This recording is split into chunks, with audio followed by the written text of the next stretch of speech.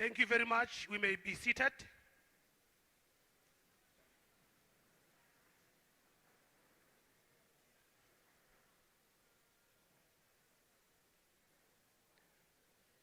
Thank you very much. Good morning, ladies and gentlemen. Let me take this opportunity to also greet the protocol of SAPS, Dr. Baloyi, as well as the entire body management of Mopani TVET College. Dr. Baloyi, allow me to skip the protocol because there's a lot of protocol here for my safety, because I don't want to butcher any protocol here. Ladies and gentlemen, I'm MJ Sateche. I will be driving this program of the day. I'm not alone. I'm with my brother, Sergeant Mongwe from the South African Police Service. We will be driving this bus together. Sergeant Mongwe. Thanks very much, ladies and gentlemen. I am Elvis Prince Mongwe, the Sergeant in the South African Police Service. I am the legendary Sergeant. We are going to be together for the almost the next 6, if not 10 hours. It is exactly 10:27. We are starting with our program. As Mapalavoro, we are blessed from here to Kruger National Park. Kruger Gate is 3 kilometers. From here to Mozambique is 70 kilometers. Palavoro, you are blessed. Clap hands for yourself. Without much ado, allow me to call upon our Reverend, the chaplain Mboweni, to come and render the scripture for the day. Let's clap hands for our chaplain, Muruti Wamapodisa. Ow!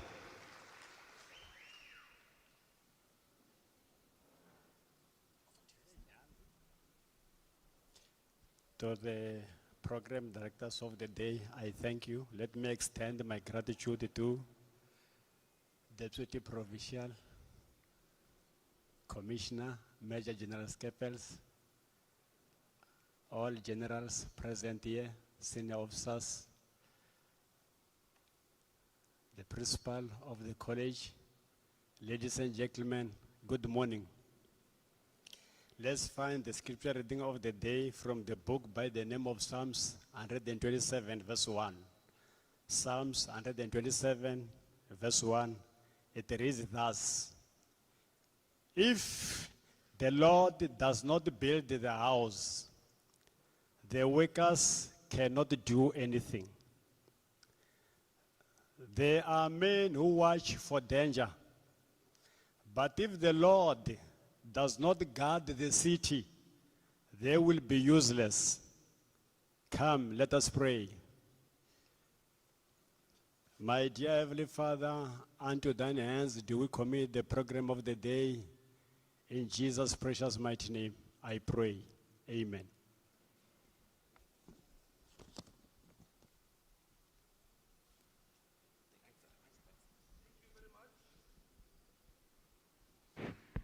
Thank you very much, Muruti Wamapodisa, Oyaga Sergeant Mongwe.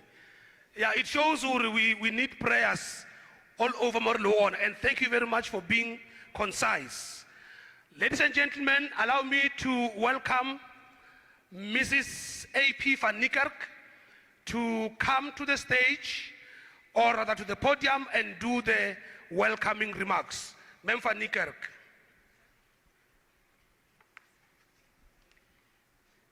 Good morning, Dumelang, Abusheni, Nda, Goeiemorgen to all the beautiful people sitting in front of me, as well as here on the stage. I greet you all. And I also want to have a special word of welcome to our college executive management that is here.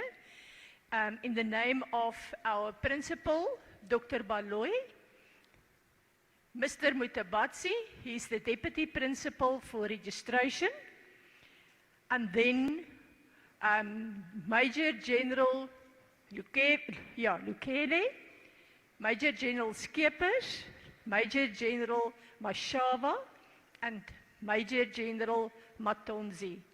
our campus, our college management, our student body, all the beautiful SAPS officials sitting here with their blues.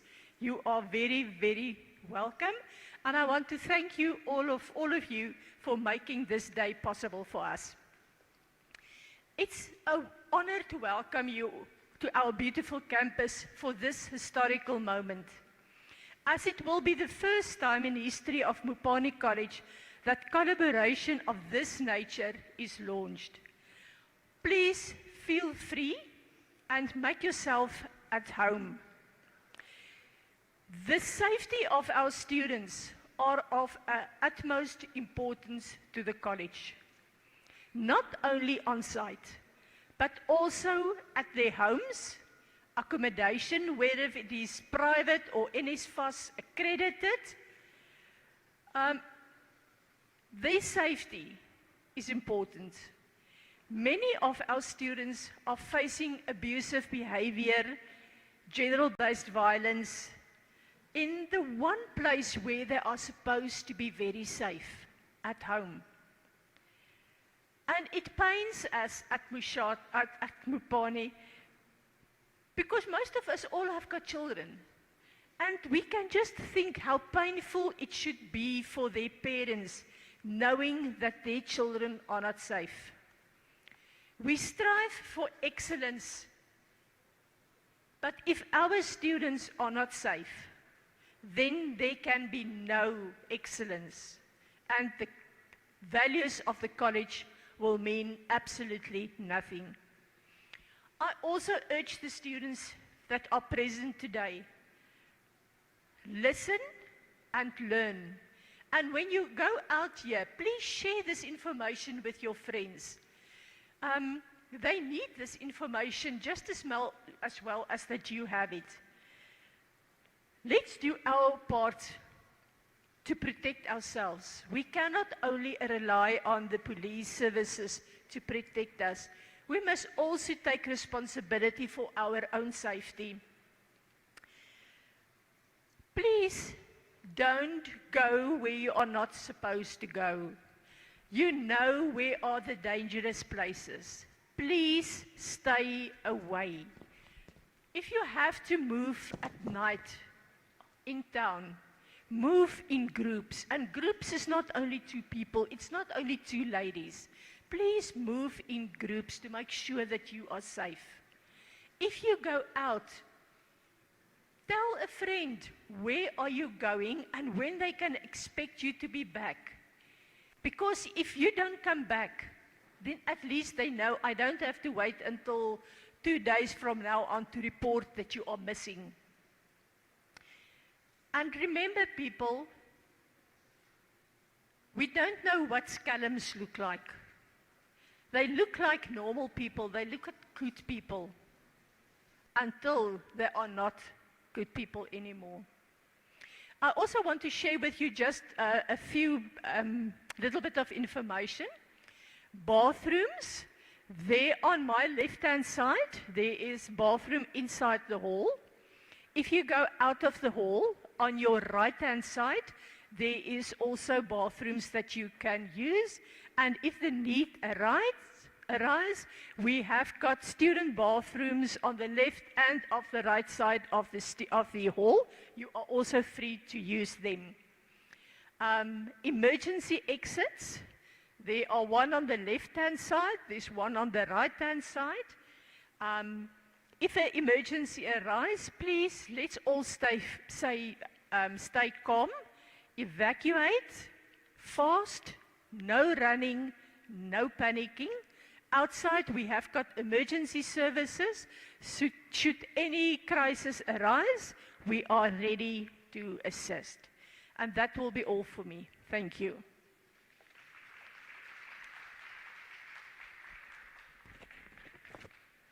Thanks very much. Come on, you can do better than that. Another round of applause, ladies and gentlemen. She is the campus manager. Campus manager,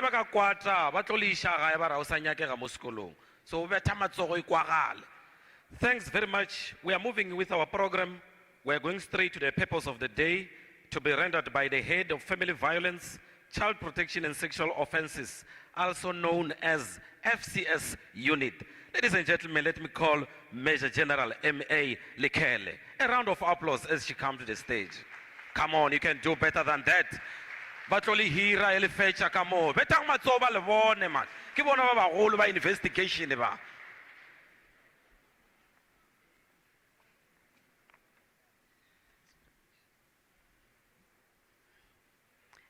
Thank you, Program Director. Let me take this opportunity to greet each and every person seated in this hall. Let me acknowledge the management of the college led by the principal, Dr. Baloyi.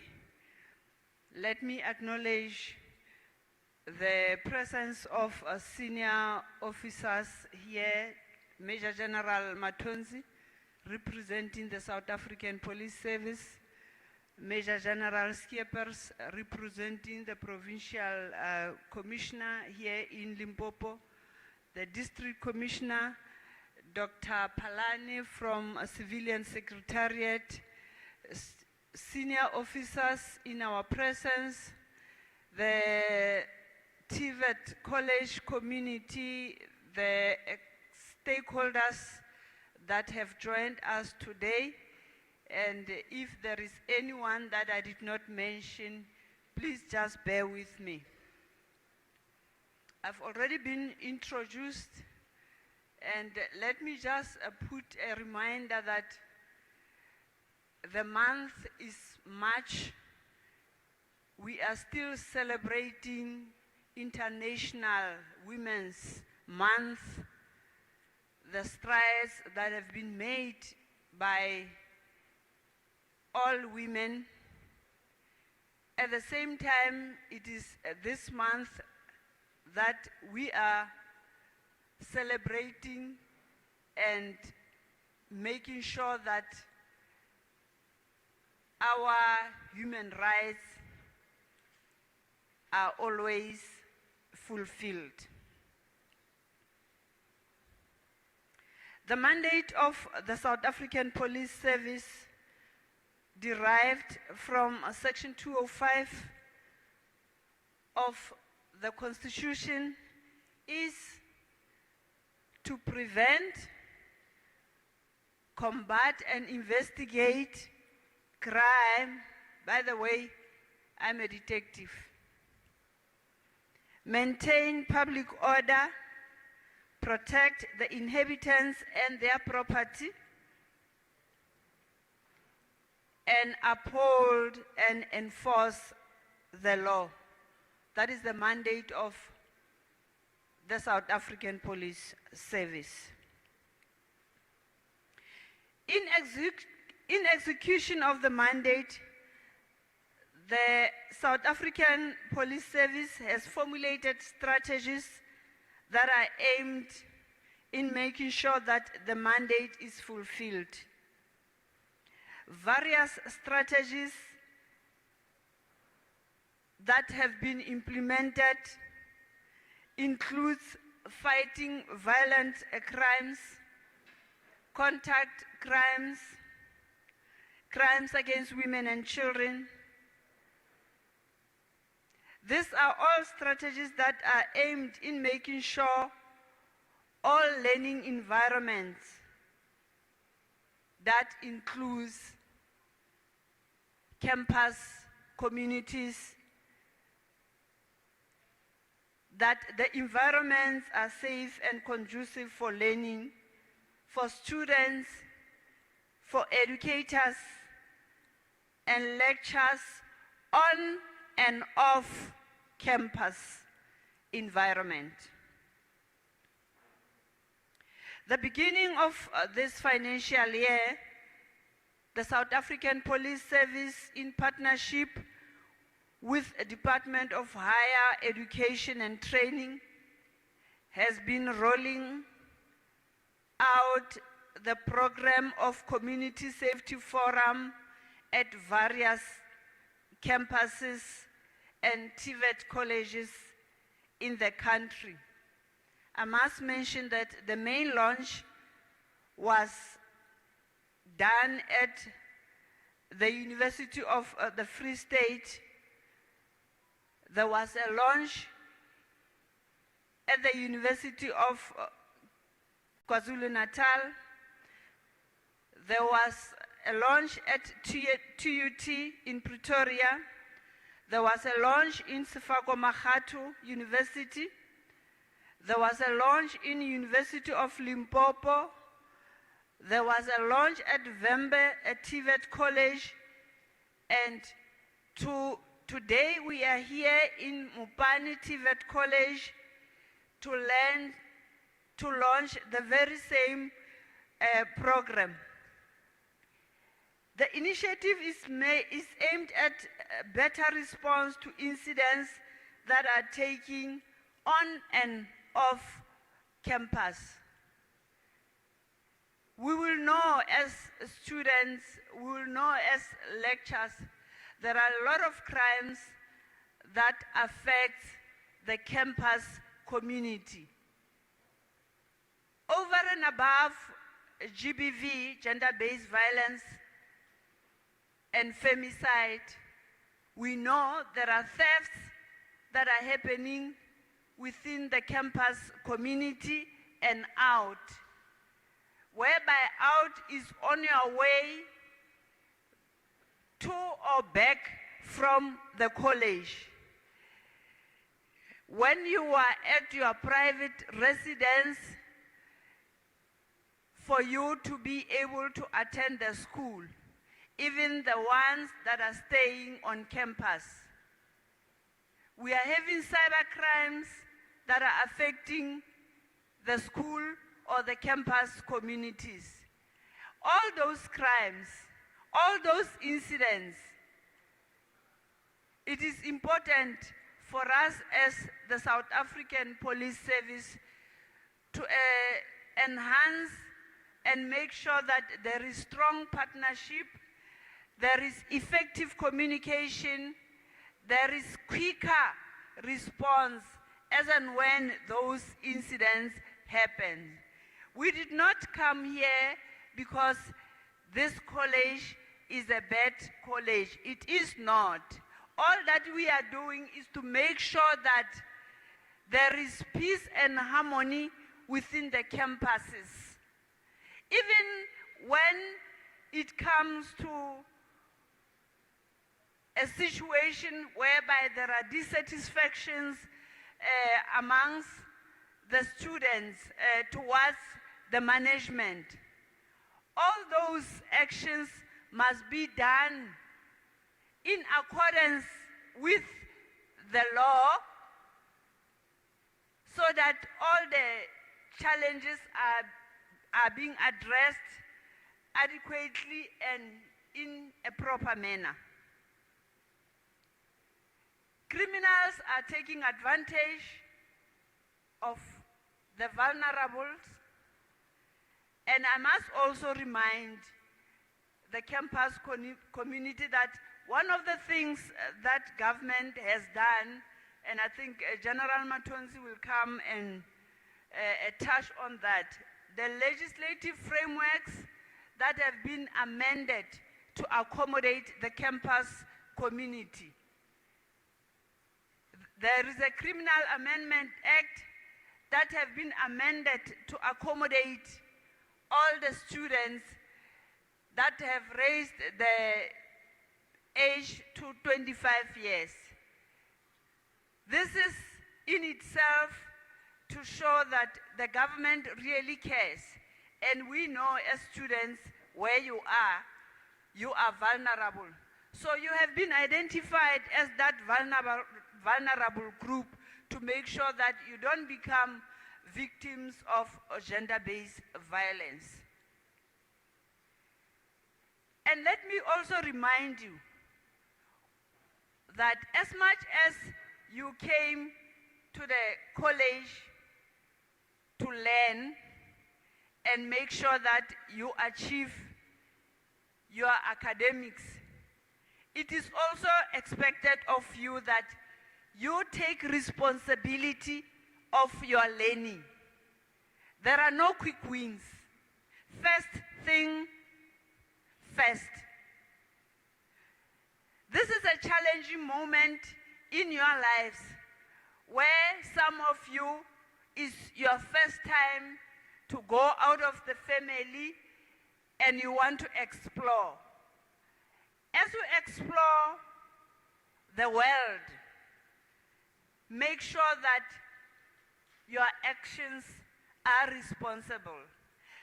Make sure that your actions are not putting you at risk. Make sure that you prioritize your education. Make sure that when there are hinderings or hindering facts, you report immediately so that you get assistance. You are not going to be part of the criminal groups within the campus.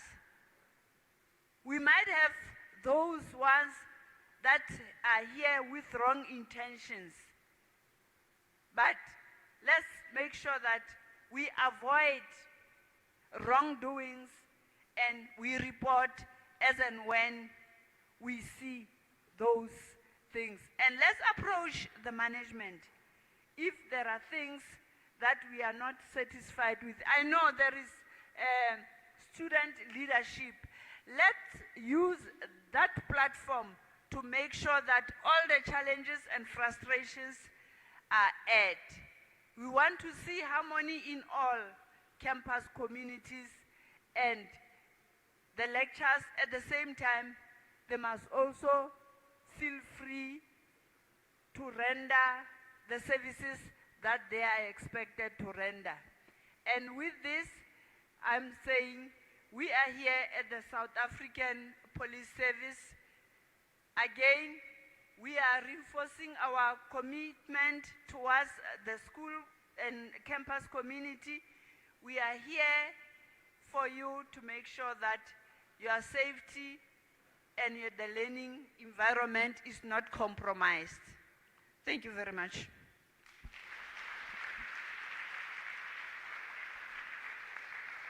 You can do better than that. Come on, let's clap hands.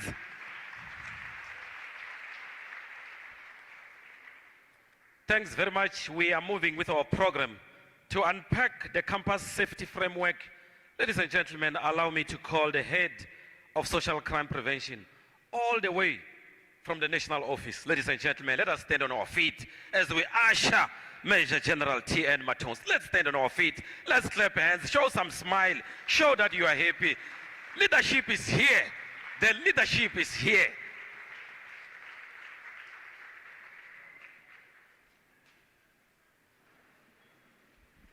Thank you, Program Director.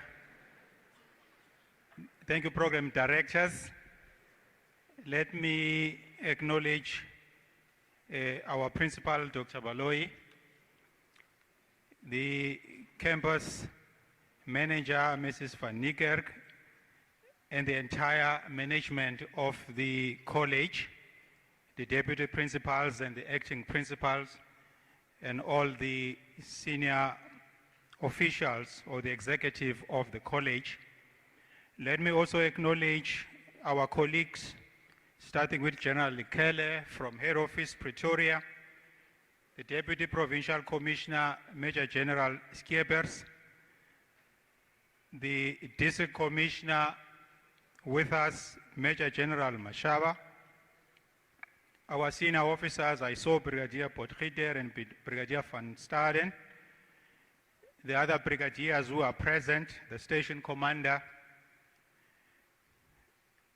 Dr. Palane from Civilian Secretariat. Actually, you are no longer Dr. Palane, but we still call you Dr. Palane. So forgive us, I don't know why we keep on calling you Dr. Palane. The representative of DHET, if he or she is present, and the students who are present today.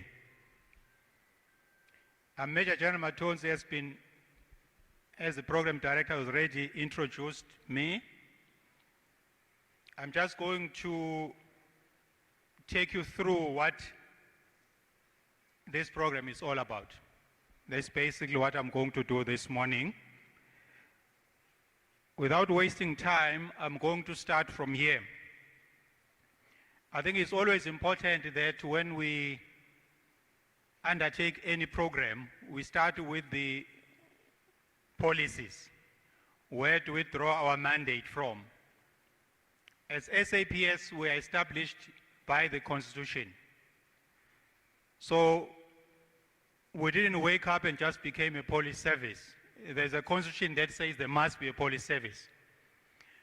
But it goes further and also explains how this service is established and how the national commissioners are appointed and how the provincial commissioners are appointed.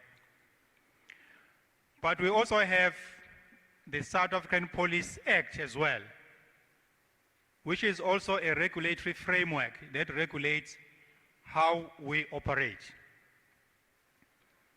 General Kelly already touched in terms of our mandate or the objectives of the police is to prevent, investigate, and combat crime, maintain public order.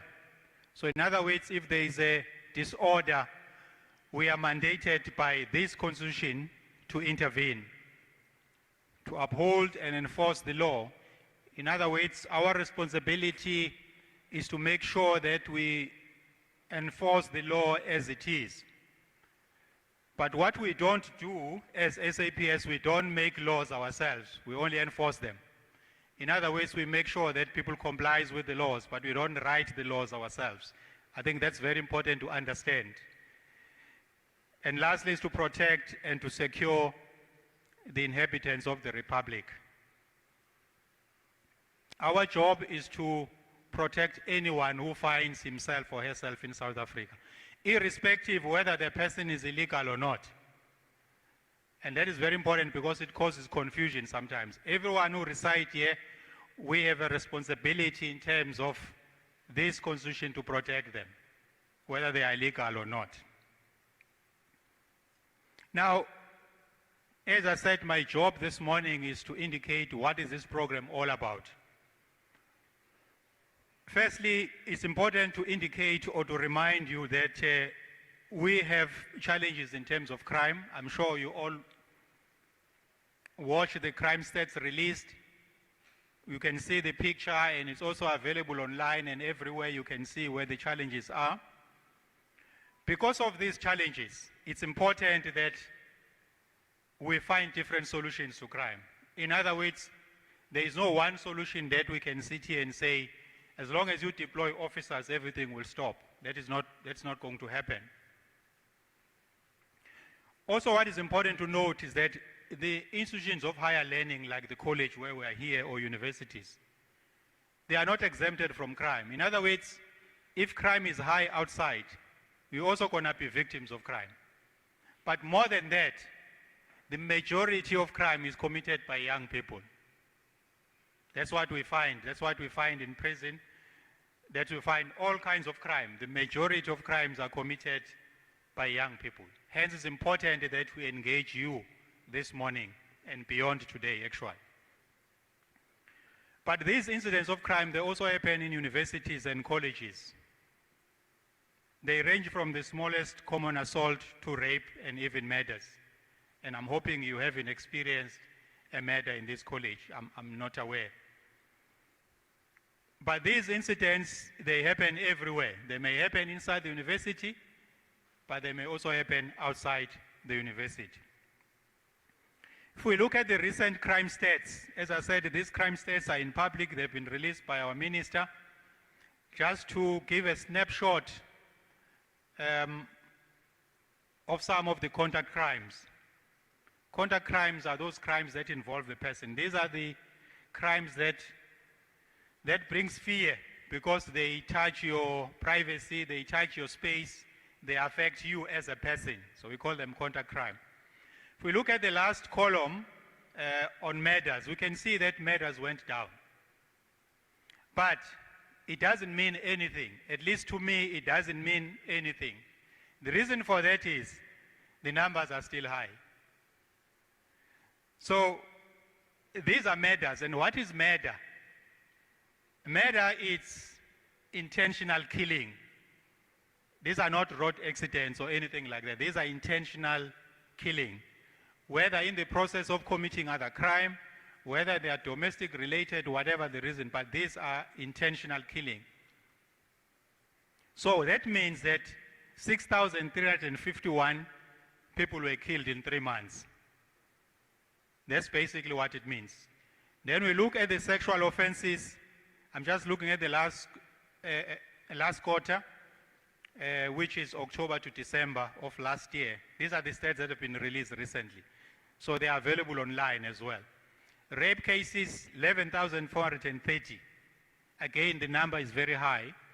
So annually, if you multiply that by 4, it's 44,000 plus a year. That's a very, very high number by any standard. Then assault GPH, which is grievously bodily harm. This is not a slap on the face. This is serious assault where somebody is injured, bleeding, and so on, and an instrument is used. And then robbery is the last one. So if you look at all those four, at least those 4 crimes that I'm sharing them with you, there is a decline in the last quarter, but the numbers are still high. Hence, I'm saying there is nothing really positive about it. The numbers are still high, and that is why it's important that we have this engagement, so that as the entire community, we play our part as well in terms of reducing these numbers. Also still the figures for the last quarter, if we look at the darker the red, the higher the number, the higher the ratio. So if you look at this province where we are, I think we are the safest province because your red is lighter. That's how you should read it. If you look at the Western Cape and Eastern Cape, even KZN, that's where we have more problems, according to this. And then the inland, it's higher, but it's better than the coastal. So the whole coastal is a problem when it comes to murders. In fact, for most of the crimes. That's what the figures are saying. Then if we look at the rape, the same picture, almost the same picture, but here we see a slight change. Eastern Cape is still a problem, then we've got Free State and Northern Cape. Okay, I can see in your board the reds are almost the same, but in mine you can see. But Limpopo at the north and Mpumalanga, they are still lowest. So they are still the safest, or low crime rate is reported in those provinces. But I must indicate that when it comes to sexual offenses, one of your stations in this province, which is Thohoyandou, is still the highest. It's in the top 2 nationally, not in the province. Nationally, Thohoyandou and Nanda in KZN, they are the highest in terms of sexual offenses. So we still have a serious problem. So what tends to happen when we look at the stats, they just share the positions. Next quarter is Inanda, Thohoyandou is number 2. Then next time, Thohoyandou is number 1 and Inanda is number 2. So they remain there. So we have a serious problem in terms of that. But I think Deputy Minister will talk about tomorrow on some of the interventions specifically for Thohoyandou. If we zoom it down to the rape cases in educational premises, maybe I must indicate on this one. The fact that we say educational premises, it doesn't mean that the people who are victims are students. It just means that the educational premises were the crime scene. In other words, crime happened there. So the person who is either raped or killed might be a security guard at the school, might be a person who was passing. It could be anything, okay? So this is just to give us an indication. So if we look at the last row, which talks to tertiary education, in terms of rape, we have a total of seven cases. Again, if you look at this province, you don't have a serious problem.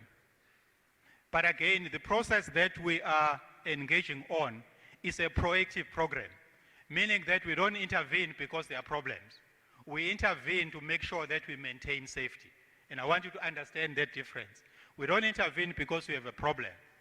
We want to maintain that you remain safe throughout. And that's what basic policing is all about. So it's important to understand that. Now, we are here because we acknowledge that crime is caused by various socio-economic factors. There are various factors that contribute to crime. Universities and colleges, traditionally, they are private spaces. They have their own rules. They run business the way that they want. But their mandate is to teach, learn, and to do research. But obviously, criminals will always explore options and find ways to colleges as well. And that's the reason why we are here. Because you are not in an island. Whatever is happening outside, you're also going to be affected. But also more important is that although you are at the college, but eventually you're also going to go out to the community and operate there. So you need to be aware of what is happening. So it's also important that the deployment of officers is important, but it's not a permanent solution. Because very often we come to the scene because things have already happened, because crime has already been committed. Hence, we are focusing on proactive interventions to prevent crime from happening. I'm going to jump this one and go to this one. So these are some of the risks that are confronting institutions of higher learning. Criminal infiltration of campuses by criminals. One thing about criminals is that they are very effective and efficient when it comes to planning. They will always explore options. They always look for the environment where they can operate. So if we're not careful, they start operating in a university or in a college. They're already in some of the colleges already. I'm not sure about this one.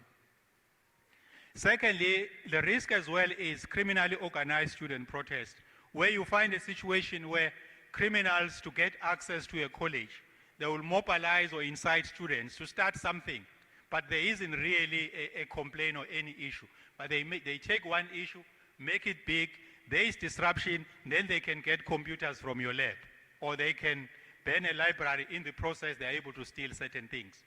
Or sometimes at the West, they do other things as well. So that is a risk that the colleges are facing.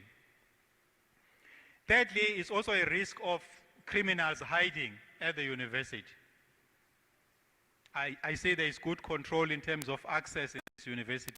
Some universities, you'll find that in the residencies, they have people who are staying there, but they are not students. They don't even know where those people are coming from. And some of those people in residence may be criminals that police are looking for them. And they are hiding there because it's a safe space. They are hiding there, committing cash heists outside and come and hide in the residences. So that's a risk as well. Hence, we are saying that we need to intensify our security in universities. That's very, very important. University as well, because most students are young people, is an environment for gangsterism and other serious crime. So criminals find it easier to operate there and also to be able to push the issues of drugs and substances, because students are seen as easy targets as well as potential customers for drugs and other things. And lastly is the cyber crime or cyber attack, which is basically online crime, which is now growing a lot these days. General Kelly already touched in terms of this one, so I'm going to skip on this one. But the universities and colleges also have responsibilities. I think this comes from higher health as well. The college has a responsibility to create a safe learning environment. So when we say university, we are also referring to students as well, or colleges, because students are also part of the university community. They're also responsible for prevention of crime and violence through education and other means. In other words, universities must also constantly sensitize students about crime, safety tips, safety measures. What are the trends? What is emerging? What is crime and what is not crime? That is very, very important. In fact, we are even saying that the issues of crime prevention should be part of the orientation for the students when they come in. Because some students come from outside the province to come and study. They are not aware of what are the dynamics in this area. University is also responsible for remedial action when a report is made. In other words, when a student becomes a victim, we are encouraging universities and colleges not to suppress the cases, not to say we want to protect the integrity of the college and not deal with the matters. A rape is a rape, irrespective of who is a perpetrator. That's very, very important. Campus community support service as well. There should be support capacity for the college to support the students, those who become victims of crime, irrespective of the type of crime.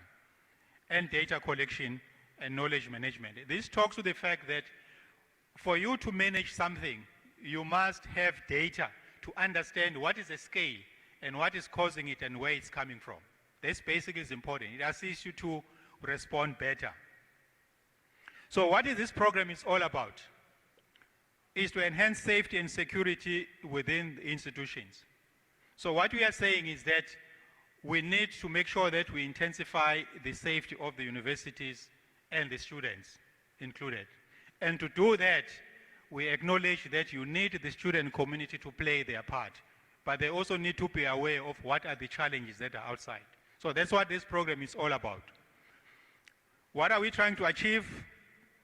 Ensure the protection of students within the campuses or different campuses, but also to build a strong relationship with the local police station, the security personnel, and the university. When I say university, I'm also including colleges.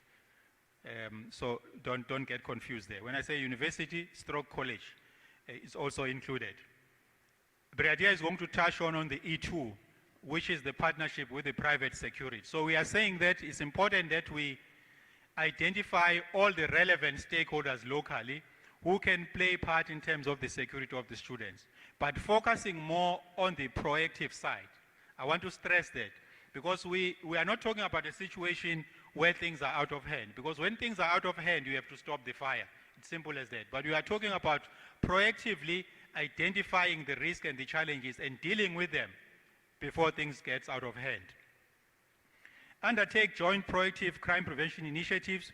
We are also encouraging that the university should also lead in terms of the security initiative. In fact, we go as far as to say that the student should lead in their own safety, because they are also leaders. Also to improve our police response to any incident of crime.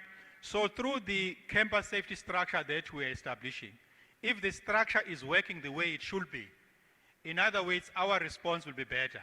But also it means that we'll be able to identify all the risks on time and be able to respond to them. And lastly, to prevent GBV. I'm left with two, and I'm just going to conclude. So these are some of the focus areas in terms of the framework. First one is to make sure that there are strong norms and standards. This talks to the policies.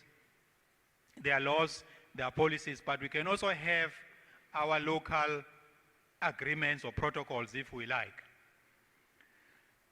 But what we are also stressing on the norms and standards is that there should be regulatory norms for the security officers that we use. We cannot just grab any person and say you are protecting the students. A person who do not have a clue what security is all about. And secondly, a security officer that works with students must be a person who understands the dynamics of students as well. A security officer in the bank is different from a security officer in the mine, and it's different from a security officer in a retail sector. Over and above their training, but they are also further trained to understand the environment. That's why when you are in the bank and you are struggling with ATM, a security officer will assist you, because over and above security is also trained to deal with the customers. So that is very important. Secondly, is to address the issue of the security facilities. We're talking physical facilities now, whether it's technology or perimeter fence or whatever, we also need to strengthen that. The student support, we also have to strengthen that. What we have as SAPS is what we call victim-friendly rooms. That's where we provide or support victims in terms of sensitive crime. So we are saying that the universities or colleges should also have appropriate support for students in case they become victims of crime, and also strengthen that relationship with the local police station in terms of how they operate. Number 4, policing and law enforcement. This focus on how we respond or how we build a relationship with the local police station. what we have tried as SAPS or tried to implement is to have a campus liaison officer. In other words, colleges should have a direct line of communication with the local police station in case the students become victims of crime. Governance structure, this talks to the structure that will oversee that this relationship works. And that's what this launch is all about. It's about launching that structure that will oversee that this partnership that we are starting, it works beyond just these 2 days. Because these 2 days is just an official launch, but the work really starts when we leave here. And then lastly, is around the issue of the student committee. One of the things that becomes a challenge is that the students, obviously, when they get to the university, they are adults. And therefore, you cannot control what they do.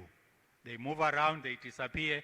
If a student is not attending a class, it's not like a school that something is wrong with student A or student X. That's why we're talking about the community. I'm going to conclude because I've summarized these ones. The only thing I just want to highlight to those who may not be aware on this one is that we have what we call Community Police Forum, which is available at each and every station. So the structure that we're launching tomorrow here should then act as a sub-forum for the local police station CPF. And that's how it's going to operate. The structure that we'll be launching will have different role players, depending who are the critical role players. I'm not sure whether you have private security companies here. You also will have CPF, business sector, and all other relevant role players, because we cannot prescribe, because we don't know who are the critical role players in terms of security in this particular area.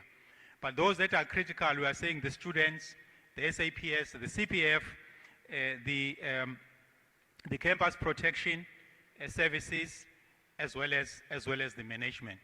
What we are trying to avoid here is a situation where all the security measures are developed or initiated, but the students are not part of it, because then that process will not work, because the whole idea of this program is to make sure that students are part of their own safety.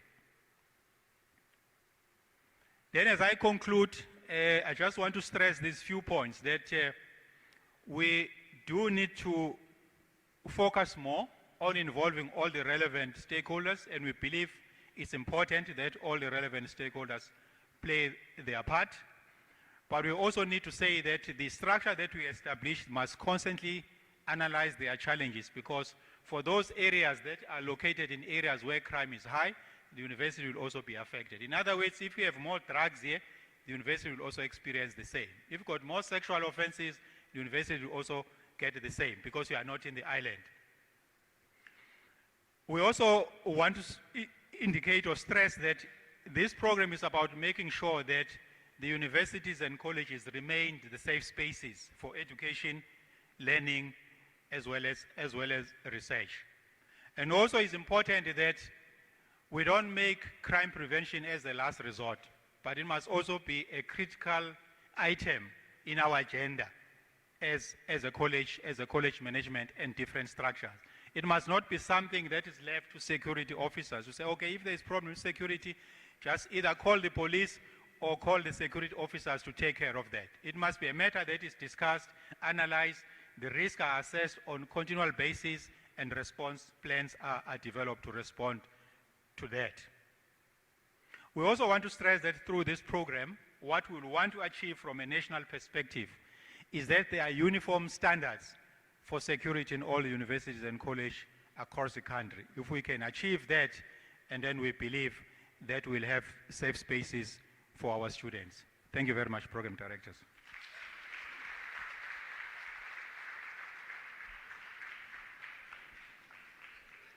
Thank you very much. Thank you very much. Arba betelele matsoho. Re a leboha. Thank you very much. Major General T.N. Matonsi, Ikensa Sunen. Thank you very much for your presentation. I requested Sergeant Mongwe to give me a space just to get a feeling of calling these titles of SAPS, because I'm used to principal, deputy principal, campus manager. Ladies and gentlemen, please let's clap hands together as we welcome Brigadier van Staden. Yeah, Brigadier. Thank you very much.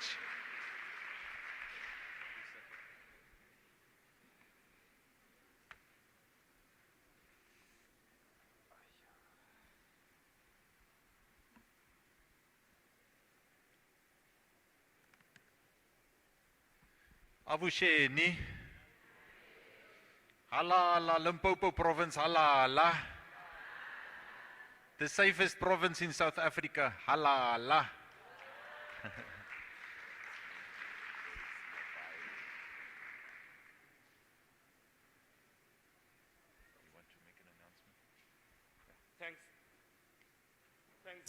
Thanks very much. My apology, generals. We have an announcement. There are mobile services from Home Affairs and SAPS outside. If some colleagues are outside or some learners are outside, they wish to certify, they wish to make any inquiries relating to Home Affairs, be it a passport, you are going for Easter holidays, please feel free. There are mobile trucks there, it's free. Stamp, it's free, go and certify, go inquire. Any service that you wish in Home Affairs or SAPS. Clap hands for that. Thanks very much. Thank you, Program Director. Let me just acknowledge our generals, General Matonsi, General Skeppers, our District Commissioner, General Mashava, and then also the college management. Can I also say all protocol observed? General, good morning once more, and good morning to all the people in the hall. My duty here today is to give you an overview of the eyes and the ears. You will see now on the screen it says eyes and ears, and if you hear the word E2, it's exactly what is the eyes and the ears. That is what it's standing for. It's an abbreviation. Basically, what the Eyes and Ears initiative means, it is a partnership between the Business Against Crime, the South African Police Service, and the private security industry. So, who is Business Against Crime South Africa? This organization was established by businesses in 1996 in response to the request from the then President Nelson Mandela. And we know that everything that comes from our President Nelson Mandela, it's good, ne?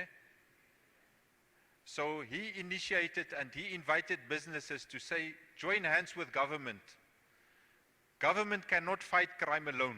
There's a lot of businesses out there that can also join hands with SAPS to address crime. So BAXA was then established with that purpose, to join hands with the government. Now, they say here also, the historic roles of BAXA was also then to facilitate the leadership in business. So they joined hands with businesses and say that there's this initiative, are you with us or against us? Then most of the businesses said, no, let's join hands with SAPS. Let's join hands with private security to fight crime. We cannot keep on looking the other way while crime is happening right in front of us.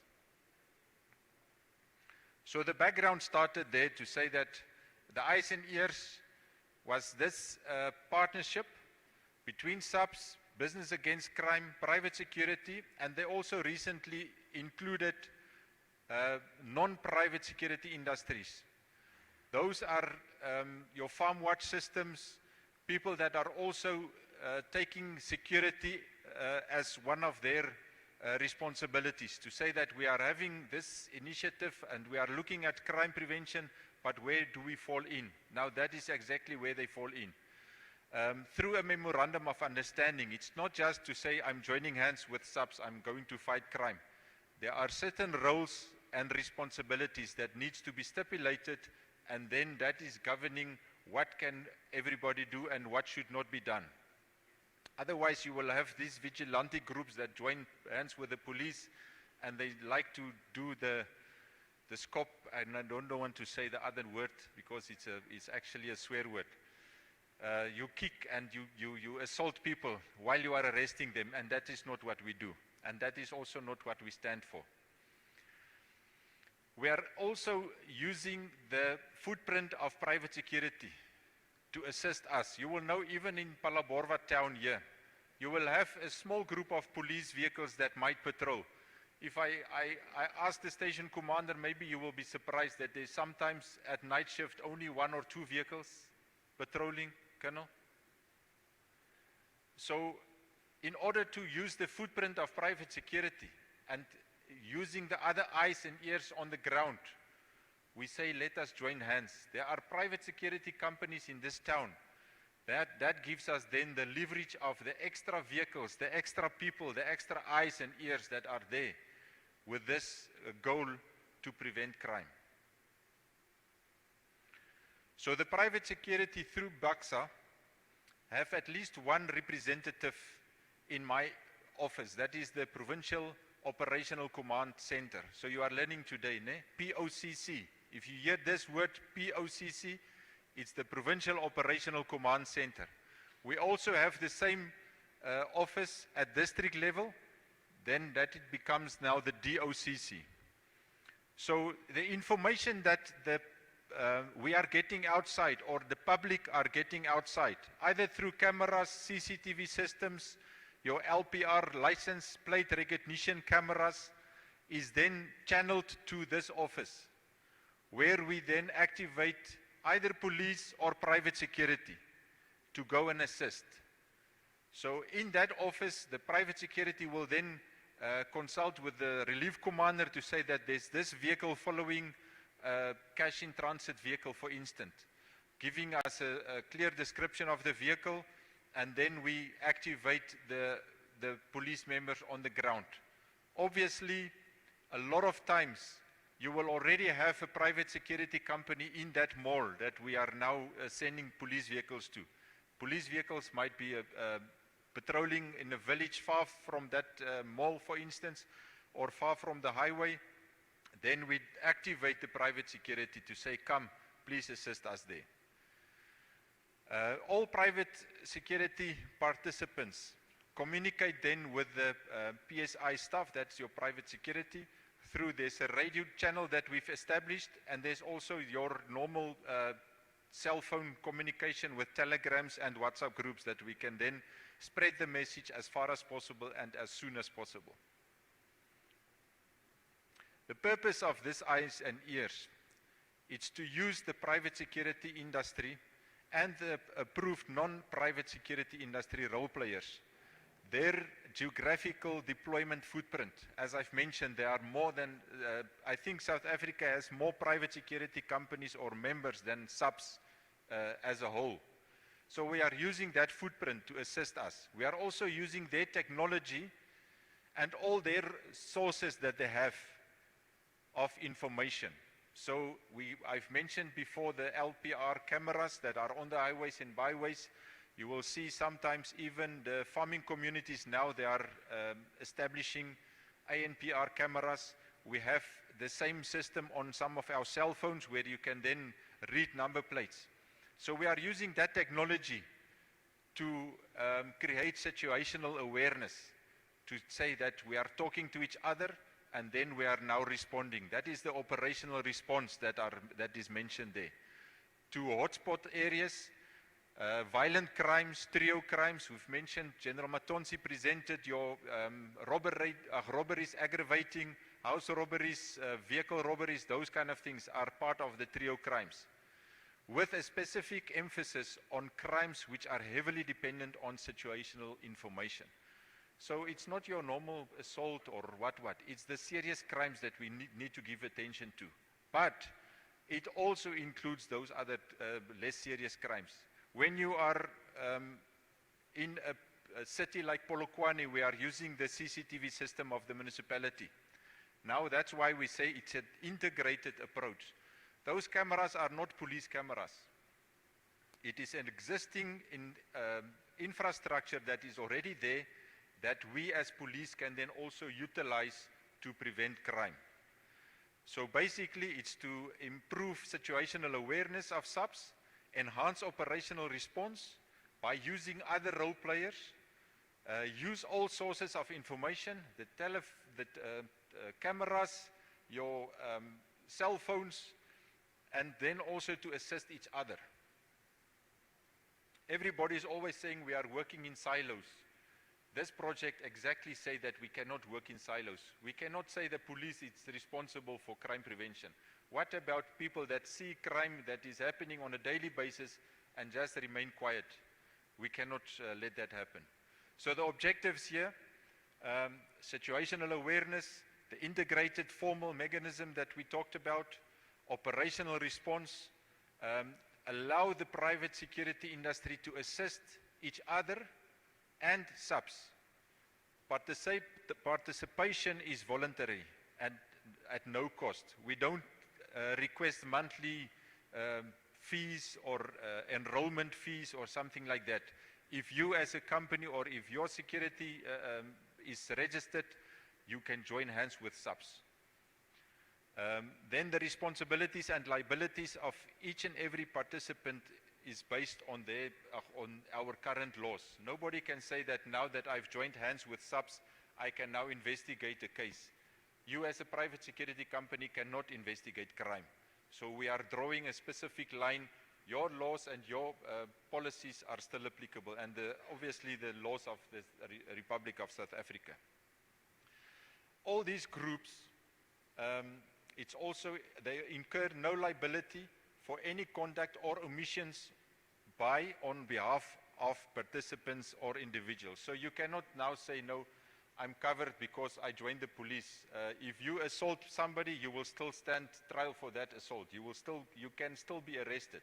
If you use excessive force, it's not now open ground to say, no, we are covered by the police that are also operating with us.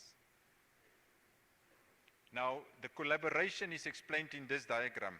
You will see on the top left, ANPR camera. It's very small maybe, but that is where we sometimes get the information from.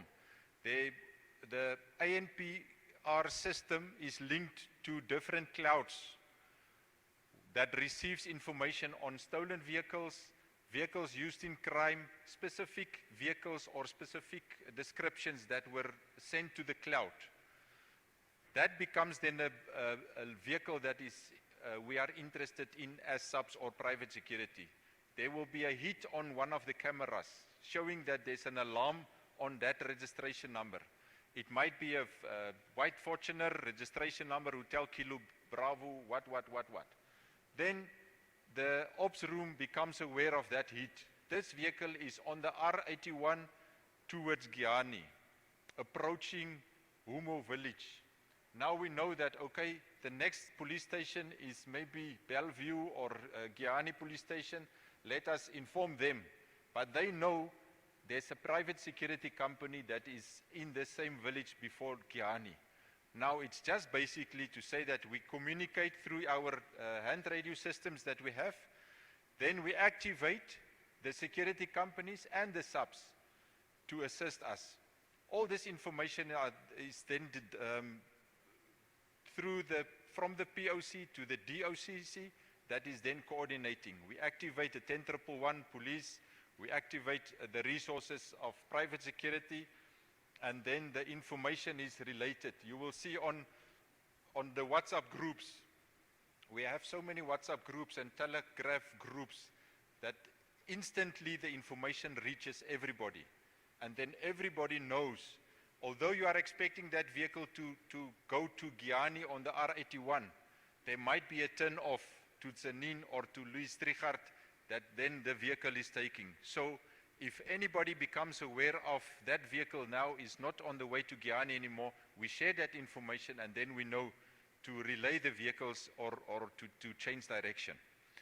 So then basically after that, we can say, yes, now that vehicle is cornered, the private security company stopped the vehicle on the way to Beitbridge just before it exited South Africa.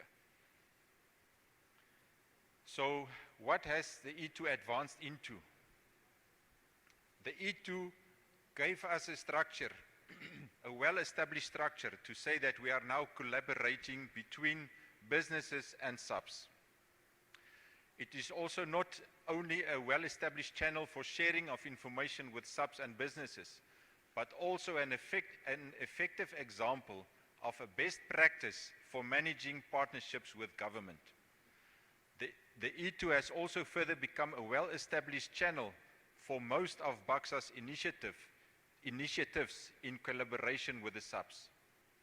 It's then giving us this opportunity to say that even if there are unrest situations like we've seen in KZN, now we can say that don't only rely on SAPS to activate. There are private security companies that are already there that can be mobilized and activated. This is the example that I'm using, the looting in July 2021. We cannot afford this again. We know that a lot of businesses lost the whole shop, everything that they've lost during those riots. There was a significant intelligence failure because we didn't share information. Some of the cameras already picked up that people are gathering. That information was not shared with police or with anybody. By the time that they are already in the shops starting to loot, it became too late to respond. This diagram just explained to us that there's a resource or a source of information that is out there that we can utilize. Cameras, Twitter, Facebook, all the medias that you can think of, the social media, it's also a good platform to share information. And then the generating concept of all that information, it comes to one central point where it is then analyzed and shared with the relevant people that can respond to that. For the past 12 months, you can already see that more than 1,240 suspects were arrested out of this initiative. 1,600 vehicles were impounded. Those are your stolen and robbed vehicles that were then recovered. More than 100 illegal firearms were seized. It's just some of the examples that we can use. The rollout of this E2 initiative started in a rural safety summit in Free State during June 2022, where there was a team of SAPS and BAXA that met and said, okay, let's roll this out also to the rural environment. That's where they joined hands and they said, okay, let us also go to Limpopo as one of the rural provinces. We know that there's a lot of villages here and we know there's a lot of structures in place that can join hands with the SAPS to fight crime. So that is when we as SAPS also then joined hands and say, let us take it to the rural environment, let us take it to the small towns where you have CPFs, you have private security companies that can join the fight against crime. These are just the stakeholders that we've joined hands with, and you can see SAPS, it's there on top. In the government departments, I've highlighted the Department of Education, and that includes the higher education. We want to join hands with you. We want to say, come, let us use your security footprint that you have also to share information with us. We have organized agriculture and farmers associations. We even have the taxi associations that are joining us. Farm workers unions, traditional leaders, non-government organizations, private security companies. And then what is next for the E2? We want to capacitate the districts and also the stations to say, let's join hands. If you are not using your private security, you cannot fight crime. We need to implement it at the rural level. We need to join hands, civilian organizations, organized agriculture, CPFs. Let them join hands with you and let them fight crime with us. We need to also to grow in information sources. We've seen the cameras that are very active and very successful. We need to roll out this footprint and we need to identify routes and roads that are used as escape routes to get these cameras installed. Also to focus on suspects. We know that in a certain area there are suspects that are moving around. Share that information, share the description of the vehicles that the suspects are using so that the people out there can know where to get this information and where to give this information to. I also want to highlight improve the information accuracy. They're always at the POCC office, there's somebody that will then confirm, is this information true? Can we then say, yes, indeed, this vehicle was robbed or stolen before we just activate everybody? Sometimes criminals use information to derail police deployments. They will create a complaint that is not actually true to see where the police are responding to, then they will hit another place. So we need to confirm that information. Our action plan is just to say, let us capacitate each other, let us grow these information sources, improve our responses to incidents. That is now where we say that the private security company and SAPS, let us work on improving these responses. Focus on suspects, as I mentioned before, integrate businesses. A lot of businesses don't know about the concept, so if they don't know, they will not join hands. Also to have a predictive analysis, to say that we are now approaching Easter, we are approaching elections. What can we predict? What might be the problems during this time? Are we expecting a lot of people moving to the Kruger National Park? Is there an increase in poaching incidents? Is there an increase in robberies at malls? So then you can predict, this is what we are expecting. Let us join hands and let us give this information to the private security, to the community. Our requirements to join the E2 project is to say that, first of all, that security company should be a registered security company. They must be tax compliant, they must be a registered company. And then all the security companies are registered at CIRA, the private security industry. That is then the regulating system. So if your security company is fly-by-night, you just created it now without those regulations, you are not yet welcome. Go and do the necessary paperwork and then you join us as police. That CIRA letter will then give us an indication, are you in good standing? Or are you a security company that is actually doing crime yourself? The signed E2 standing operational procedure, that is the SOP, should then be also downloaded, and then that is giving you the do's and don'ts. Where do you stand? What are your rights as a private security company? And then the full personal particulars of the company's owner, directors, etc., etc. So there are terms and conditions that needs to be followed. But we are saying, let's join hands, let us fight crime, and then we can also give attention to the expected outcomes that are listed here. Reduce the level of crime, collaborate amongst role players, that is now to say, let's join hands, let's work together, improve service delivery, reduce service delivery protest actions, like the July 2021 that we've seen. In your town, you have the mines.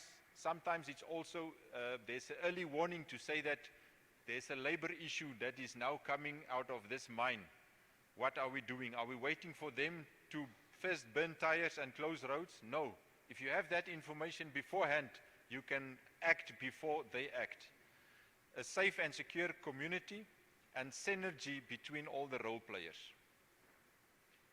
And then I close, General, to say that the only thing required for evil to triumph is for good men to do nothing.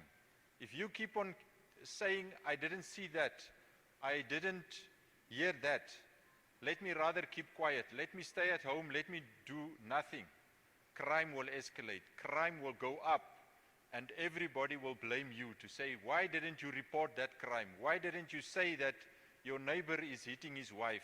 Why didn't you say that that vehicle that everybody was looking for and chasing just parked next door and closed the garage door? So let us join hands, let us talk. Thank you very much, General.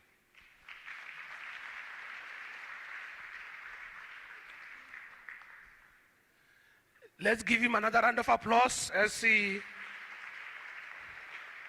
Thank you very much. Thank you very much, Brigadier van Staden.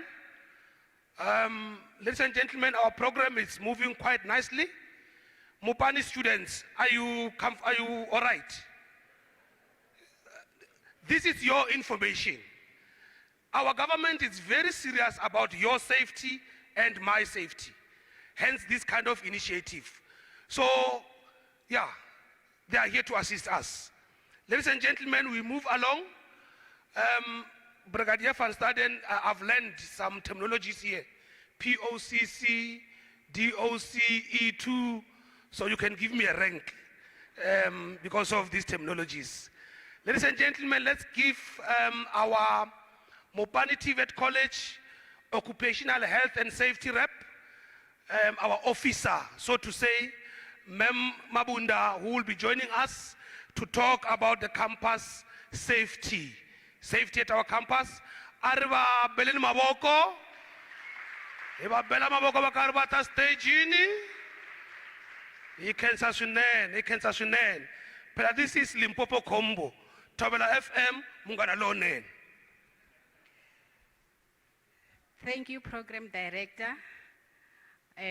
Greetings to our brigadiers and our college management and the students, or let me say, all protocol observed. I'm here to give a brief presentation on what we do to make sure that our students are safe while they are here in the campus. Mopani is not an institution that operates in isolation. We are guided by the Constitution, we have the policies. So when it comes to safety, we are guided by the Occupational Health and Safety Act, which says that the employer must take care of all its employees and all the people who come to the institution. So as Mopani, we are following that policy. We are making sure that our students are safe. When we register new students, we have induction, where we induct them. We tell them how to conduct themselves while they are here in the campus. And Brigadier, I'm happy to announce that when we do the inductions, we invite the SAPS, they come and do their presentation, so our students are aware that SAPS is around and it's supporting us. And then another thing that we do is to inform the students that when they are here in the campus, they must report any accidents or incident that take place when they are in the campus. The aim of reporting is not to say we will blame you, but the aim of reporting is to say that we will correct whatever it was not in good place. And then as a college, we have the OHS committee members, which also includes the students or part of the SRC members as the safety reps. They assist us in doing the inspection. They sit in the OHS committee meetings where we discuss the way forward on things that are not in place when it comes to our institution. So to ensure that our college is safe for our students, we make sure that when they enter the campus, they use student cards. Previously, we were using access cards, but we are still in the process of bringing it back. But for now, everyone who enters our campus, if it's a student, that person will be having a student card where the securities will check it and allow access. If it's a visitor, they will give that visitor an access card to use when it comes into the campus. Then when we do induction, there are a lot of things that we inform our students about. For example, some of the students are on chronic medication. So during the induction, we tell them to inform their lecturers about any chronic sicknesses that they have and any chronic medication that they are using. The aim is not to expose them, but the aim is to support them. Also, we have our nurses in the campus who assist us when students are not feeling well. Then we also advise our students to report any theft. When they witness any theft, we advise them to report. Whether it's theft of property or theft of equipment, we advise them to report so that we can keep our property safe. As a college, we have people who are trained as first aiders, and we have first aid kit available at different places where if anything happened to a student or to a lecturer, the first aid aider in that building will be able to assist the person while we call the nurses, and it goes up to a point where they reach the hospital. We also have the firefighting equipment that are used in case of fire. They are also available. And also at Mopani, we take care of people who are living with disabilities. We have access ramps for them. We have special bathrooms for them. We have lifts for them. So as a college, we are an institution which follows safety. Safety at Mopani is not a one person's responsibility, but it is a responsibility for everyone. Thank you, Program Director.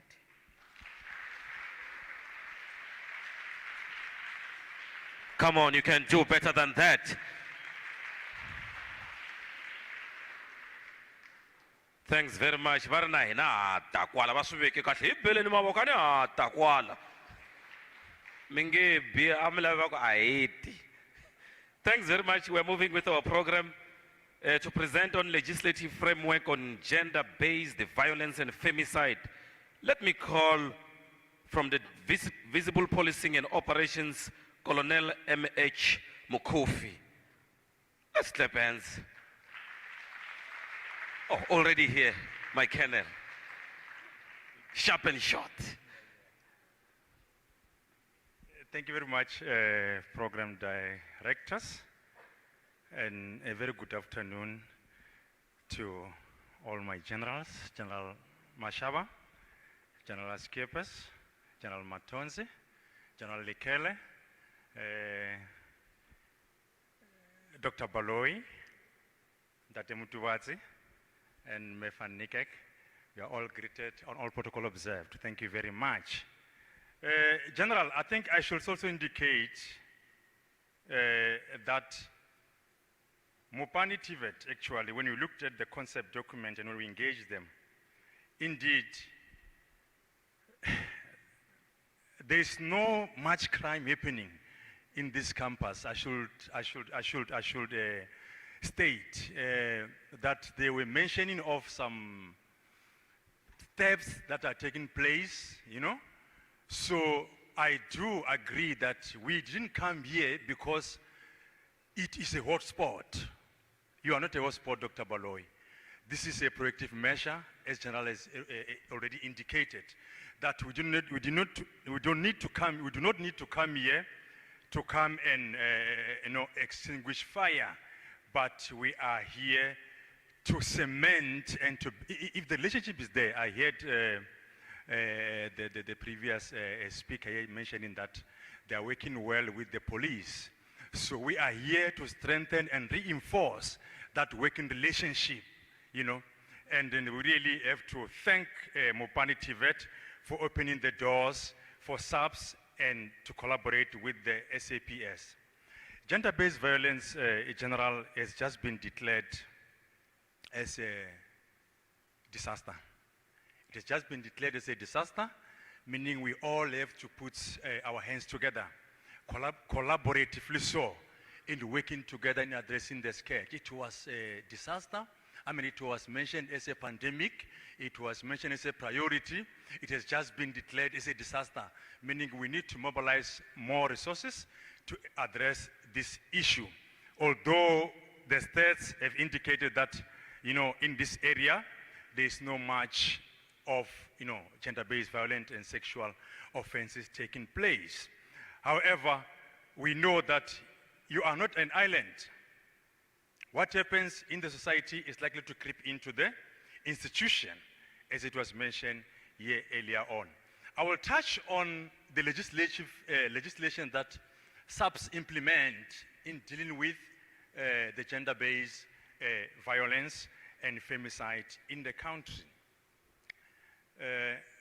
General, one of the first legislation is the Domestic Violence Act, 116 of 1998, which empowers the police to protect the victims in assisting them to obtain protection orders and to deal with the respondent, which may include search, seizure, and arrest.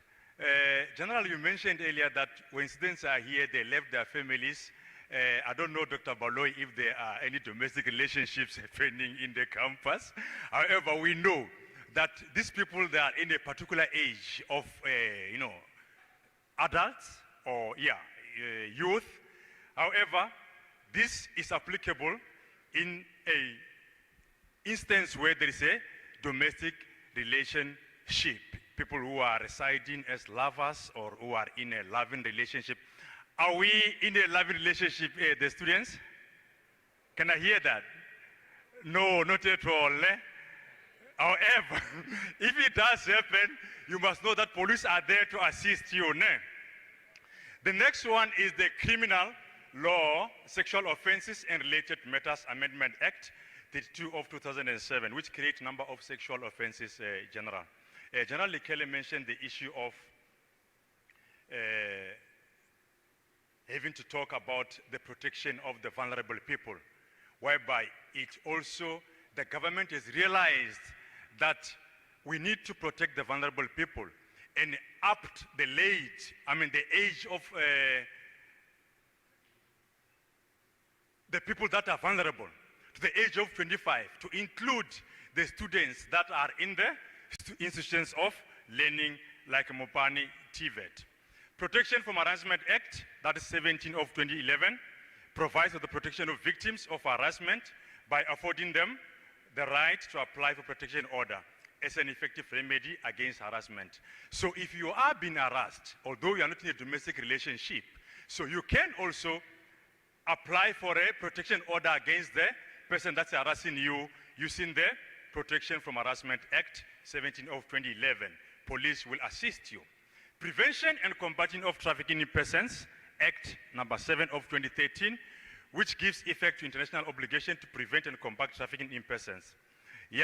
Our youth, Dr. Baloyi, they become vulnerable and they are also prone to these issues of trafficking in persons. Whereby, South Africa itself, it took a long time to enact this legislation. There was no specific legislation that was addressing the issues of trafficking or human trafficking in a common language. But in 2013, it was enacted. Therefore, it provides for a coordinated, implemented, and application and a coordinated approach in dealing with these issues of trafficking in persons. General Matonsi mentioned the issue of criminals taking, harboring themselves within the institution. We need to be careful about that. We need to be careful about that as well. So Criminal Law Forensic Procedures Amendment 37 of 2013, which talks about the retention, destruction, and oversight of specific bodily samples gathered for purposes of forensic DNA analysis, and the establishment of a national forensic DNA database in South Africa. Here we're talking about, you will see the police now and then checking the issues of buccal samples, storing for a database, so that whenever there's a crime during the investigation, there can be a hit, or they can be able to link the people with their samples, the DNA samples that were gathered during the investigation. One of the critical items of the Sexual Offences Act General is the establishment of the National Register for Sex Offenders, which was expanded to include any sexual offense or offenses in terms of prevention and combating of trafficking in persons, where it was committed for sexual offenses and offenses that had to do with child pornography. I should also emphasize here that, whenever you do commit crime, be it a petty theft or whatever, a petty crime that you may think about, if you happen to be involved and convicted of a sexual offense, your information is going to be stored in this register for sex offenders. Therefore, we need to protect you. We need to protect the youth. You are the future, or you are the current, of course, but going to the future. So once you are in this, your details are found in this register, your career, your future is actually limited or actually curtailed. I need to emphasize on that. That please do take care of yourself. Don't commit those sexual offenses. Be careful of involving yourself in any crime and criminal related activities, because surely you are here to study. Where will you go and find another, an employment after, or where are you going to work, or to create even a job if you are classified or your information is found in the register for sex offenders? You will never work anywhere with the youth or even the children. in the future. I'm not going to dwell much on these examples of GBV, DV, and sexual offenses. However, this is all what is encapsulated or incorporated in the gender-based violence, the physical violence, the sexual, the economic, the abuse, the rape, you know, and so on and so on. Sexual intimidation, there are quite a list of them, but we need to also be careful not to involve ourselves or allow ourselves to be groomed as the youth to be, you know, trafficked or even enticed to commit crimes. Obligation to report sexual offenses. This is where the Sexual Offences Act also assists us, that we cannot look away whenever a sexual offense is committed. I heard all the speakers here before me mentioning that we want to encourage the reporting of offenses. But if you have knowledge and you reasonably believe or you got suspicion that a crime is being committed against a person who is vulnerable, you've got a duty, you've got an obligation, you've got a mandate to report. Failure which, it is a criminal offense. If we know that you knew, as Brigadier Van Staden was also mentioning, that you know that the crime is committed against the vulnerable person, and then you just look away, you can be prosecuted. You can be prosecuted, you can be found guilty, and you may end up having a criminal record. Now the big question is, who are these people that are vulnerable that we are supposed to report offenses against them? We're talking here of children or persons who are living with mental disability. Those people are vulnerable. We know they cannot do much for themselves. The female who is under the age of 25, General Lekele, I think that's the point where you were talking about, who received a tuition at a higher education college. This is where we are. These females that are here, I don't know why the law decided to really be gender specific, but however, that is our legislation. The ladies that are sitting here, if you are under 25, you are classified as a vulnerable person, Mefanikek. We need to have more protection over them. We need to report any act of sexual offense that is actually committed against them. You receive a vocational training at any training institution other than institution referred to in subparagraph 1 and all.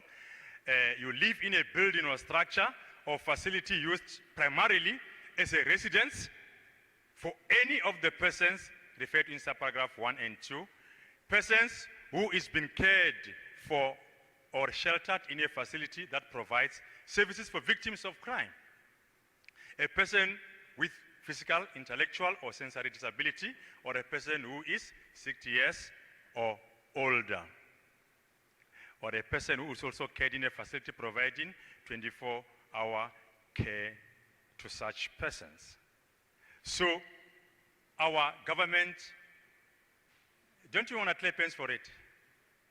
Students, our government have taken note that you need to be protected because you left homes, you came here, some of you are residing here.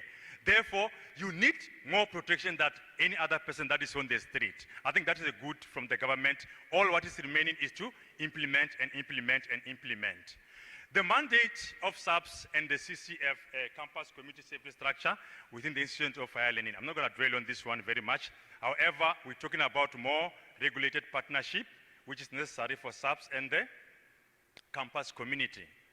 Cooperation between SAPS and Institutes of Higher Learning is essential as to give effect to the objective of the GBV legislations in protecting the vulnerable communities. Higher education sector is not immune or free from gender-based violence. General Matonzi shows the stats, although it's minimal, we need actually to go to zero. As much as we say female under the age of 25 are vulnerable, we should also be able to identify the attackers, Dr. Baloy. If the attackers are within the institution, we shall not harbor them. We need to identify them and deal with them accordingly and hold them accountable. We need to ensure that students don't enroll at these institutions and return home in a coffin. There was no matter that was reported from this campus. We thank God for that. We thank also the behavior of the students and the community around here. Hence, the need for campus community safety forum within the institutions of higher learning is critical. I'm not going to touch on that, but SAPS also must indicate in dealing with gender-based violence, we also establish what is called gender-based desks at police stations. General Mashaba, I think Mopani TVET has got all gender-based violence desks in the area. General Skipers, we are aware of that. We got certificates. We also got the victim-friendly rooms in the police station. Those are one of the facilities that we make sure that whenever you come and report at the police stations, we treat you with dignity, we treat you with fairness, and then we treat you in private, so to say, so that we don't report in public. So we work together with other stakeholders like our NPA in this regard, resourcing of SAPS to deal with gender-based violence incidents. I'm talking about the sexual evidence collection kits, expansions of DNA analysis, capacitation of FCS unit, whereby General Kelly is heading this unit. You heard about it, right? Integrated Crime and Violence Prevention Strategy 2022, which also talks to the whole of government and whole of society approach. We realize, Dr. Baloy, that really we can't win this thing alone. And we must thank our government for also coming to that realization. We need everyone, we need all hands on deck. We need all hands on deck in dealing with this case of GBV and crime in general. It talks also to the increased role of tertiary institution, which is where we are. We need to develop and implement integrated crime and violence prevention strategy to address student and staff safety, which are aligned with the integrated crime and violence prevention strategy of 2022, also aligned with the National Strategic Plan of Gender-Based Violence and Femicide. So gone are those days, Dr. Baloy, that DHET or whoever will say the police, no silo operation. So it says we are going to be working together. I'm glad, I can also announce that that cooperation is already existing at national level. There's a MOU that is also nearing finalization that is actually binding the two departments to say we are together in this. We cannot turn away and look at the crime happening in our instance of higher learning. Therefore, what are some of the key actions that are required from the tertiary institutions like Mopani TVET? We need to train all first responders, healthcare providers at these campuses on how to support survivors of gender-based violence. I'm so glad that our officer from health and safety, she was here, she's mentioning the issue of clinic in the campus as well. That is very encouraging. That is good to hear. We need to also make sure that there is a place like a victim-friendly room in this campus whereby if the students need to report the GBV-related matters, they are not really discouraged. They need to be treated in that place, whereby they can get proper counseling as well as make their statements in private, actually. And as General Matonsi indicated, there will be police station liaison officer who will be linked to the campus liaison officer from the campus to facilitate our police response. We need to facilitate that police response so that the statements are taken properly, and then police are involved immediately. Ensure access to the equipped treatment centers at all campuses. Equipment treatment centers, I think that's what she was referring to. If it needs to be improved, it can be improved, but we will talk about that as we go on and on and on. Ensure accessible 24-hour security and support services for victims of crime and violence. As much as we encourage them to report, if the reporting lines are not friendly and services are not accessible, it will discourage them. So we need to say, as much as we encourage them to report, let us also open our hands and serve them properly. In conclusion, General, campus community is an extension of the outside broader community, as mentioned earlier on here. What happens here is likely to spill in the institutions of learning. What happens in the community? SAPS should work together with all stakeholders in addressing the scourge of GBV in and outside the campuses so as to protect the future of this country. Victims are not abusing themselves. There's a need to speak up against GBVF, identify the abusers no matter who they are. and hold them accountable. Therefore, the collaboration between SAPS and institutions of higher learning through the Campus Community Safety Forum is very critical. As we are not islands, we all rely on each other to prosper. I thank you very much.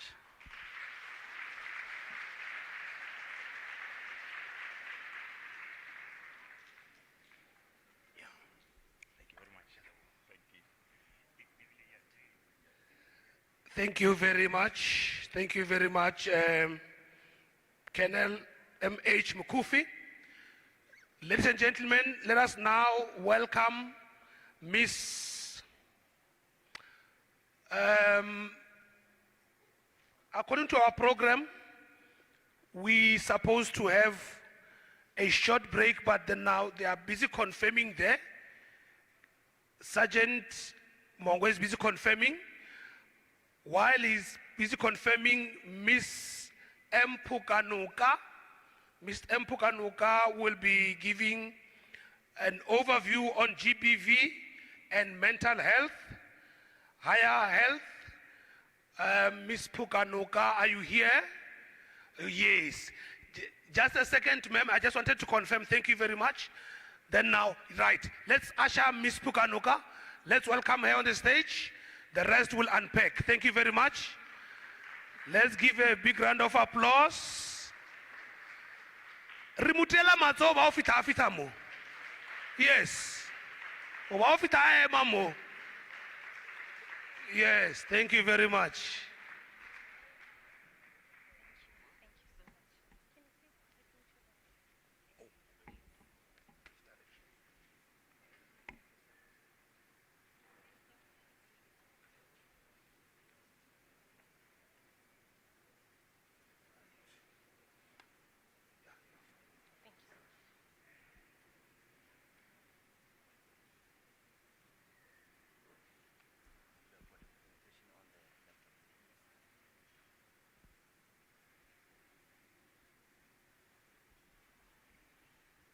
Good morning, ladies and gentlemen. All protocol observed. My name is Manake Refilo Pukanuka. I am a registered counselor from Higher Health. And in simple terms, I'm a mental health practitioner. We work hand in hand with DHET institutions, meaning that all TVET colleges and CT colleges and also universities, we work well together to maintain health and wellness. So the higher health mandate is that we want to see a student graduate alive, healthy, and on record time. So hence we are promoting health and wellness for all students. Today my presentation is going to be short and hopefully impactful. I'm going to be talking about the overview of GBVF and also mental health. So GBVF, it is something that we are facing as a country. Just because it's not happening next to you, you think it's not happening, but it is happening. And it is a serious violation against human rights. So if we are all aware of our human rights, it simply means whatever right that you have as a human, it's violated by someone else because they want to get their way. So someone wanting to get their way with you, it is violating your human rights. So when people flee their homes, they often are at a greater risk of physical, sexual, and psychological violence, such as rape, sexual abuse, trafficking, and forced prostitution. So meaning that even coming to school, going to the shops, going to a safe space, you tend to be at the risk of being violated, whether it is by someone you know or a stranger that you come across. We have people that have been violated by their partners, by their teachers, by also even their family members. So this is just a little bit of stats that I have gathered. It says that between 2025 and 2026, Limpopo has recorded 1,873 sexual offenses cases in just 6 months, showing a continued rise in GBVF. related crimes. And then in the same period, there were 3,691 domestic violence incidences. Remember, the previous speaker spoke about domestic, meaning it's an intimate relationship. So this happened in a home with someone that you trusted with your life, including 39 murder cases indicating the severity of GBVF. So earlier provincial data shows that rape cases from 406 to 458 cases in 1 year. Limpopo recorded the highest GBV call rate in South Africa between 2020 and 2023. And in 2022, the SAMRC reported that 10% of all reported rape cases occur at institutions of higher learning, meaning an institution that is like this, whether here in Phalaborwa or in Venda or in Polokwane, but they happen in higher institutions. And then 62% of students felt unsafe on campus, meaning that it's more than half the students that don't feel safe, wherein their securities, their lecturers, their peer educators, there's so many people that you can go to for help, but they still didn't feel safe.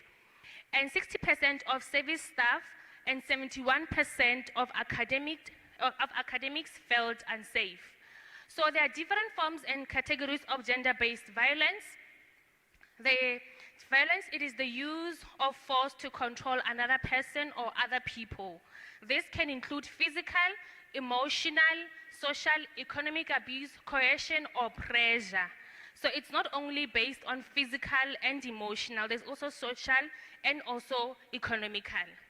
So violence and the threat of violence are ultimately different forms of power used to get from people what the perpetrator of violence wants.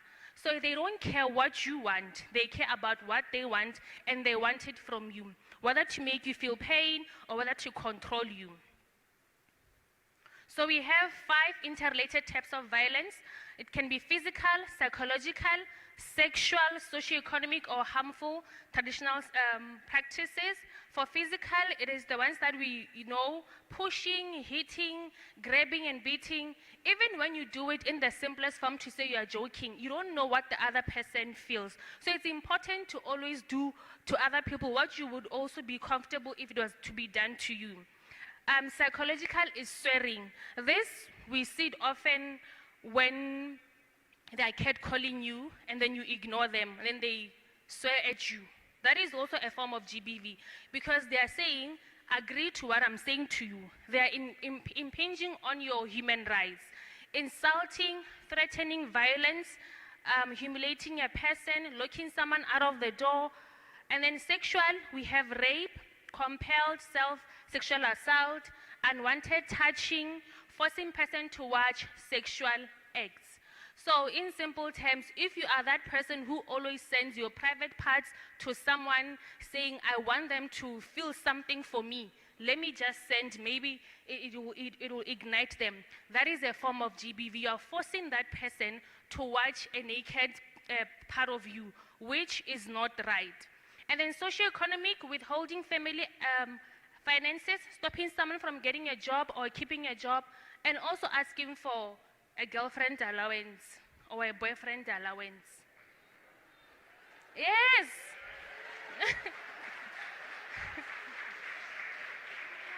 Yes, it is a form of socioeconomic, because you are simply saying that money that you are earning, I deserve it.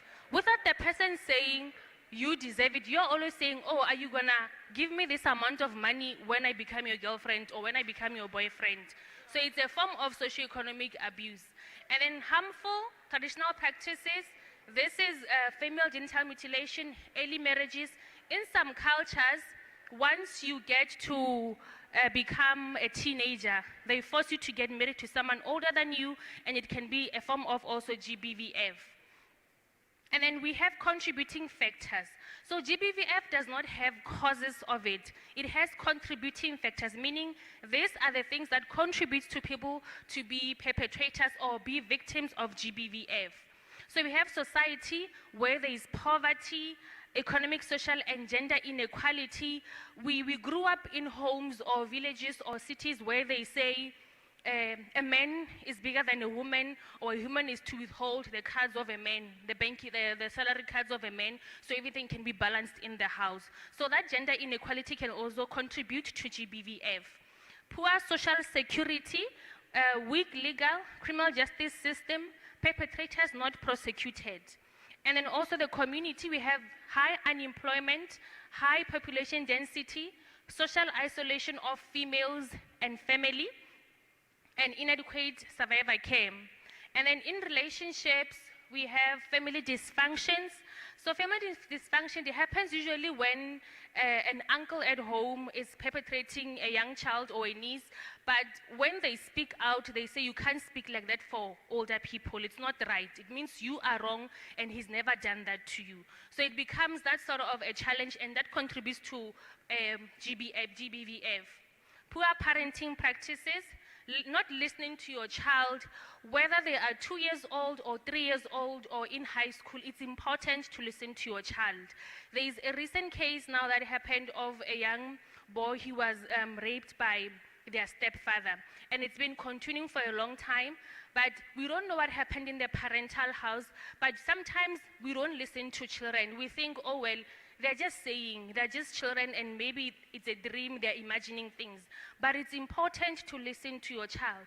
And if maybe you are not understanding what they're saying, it's important to take them to a professional who will now perform or conduct a psychometric assessment to check what is the child trying to communicate.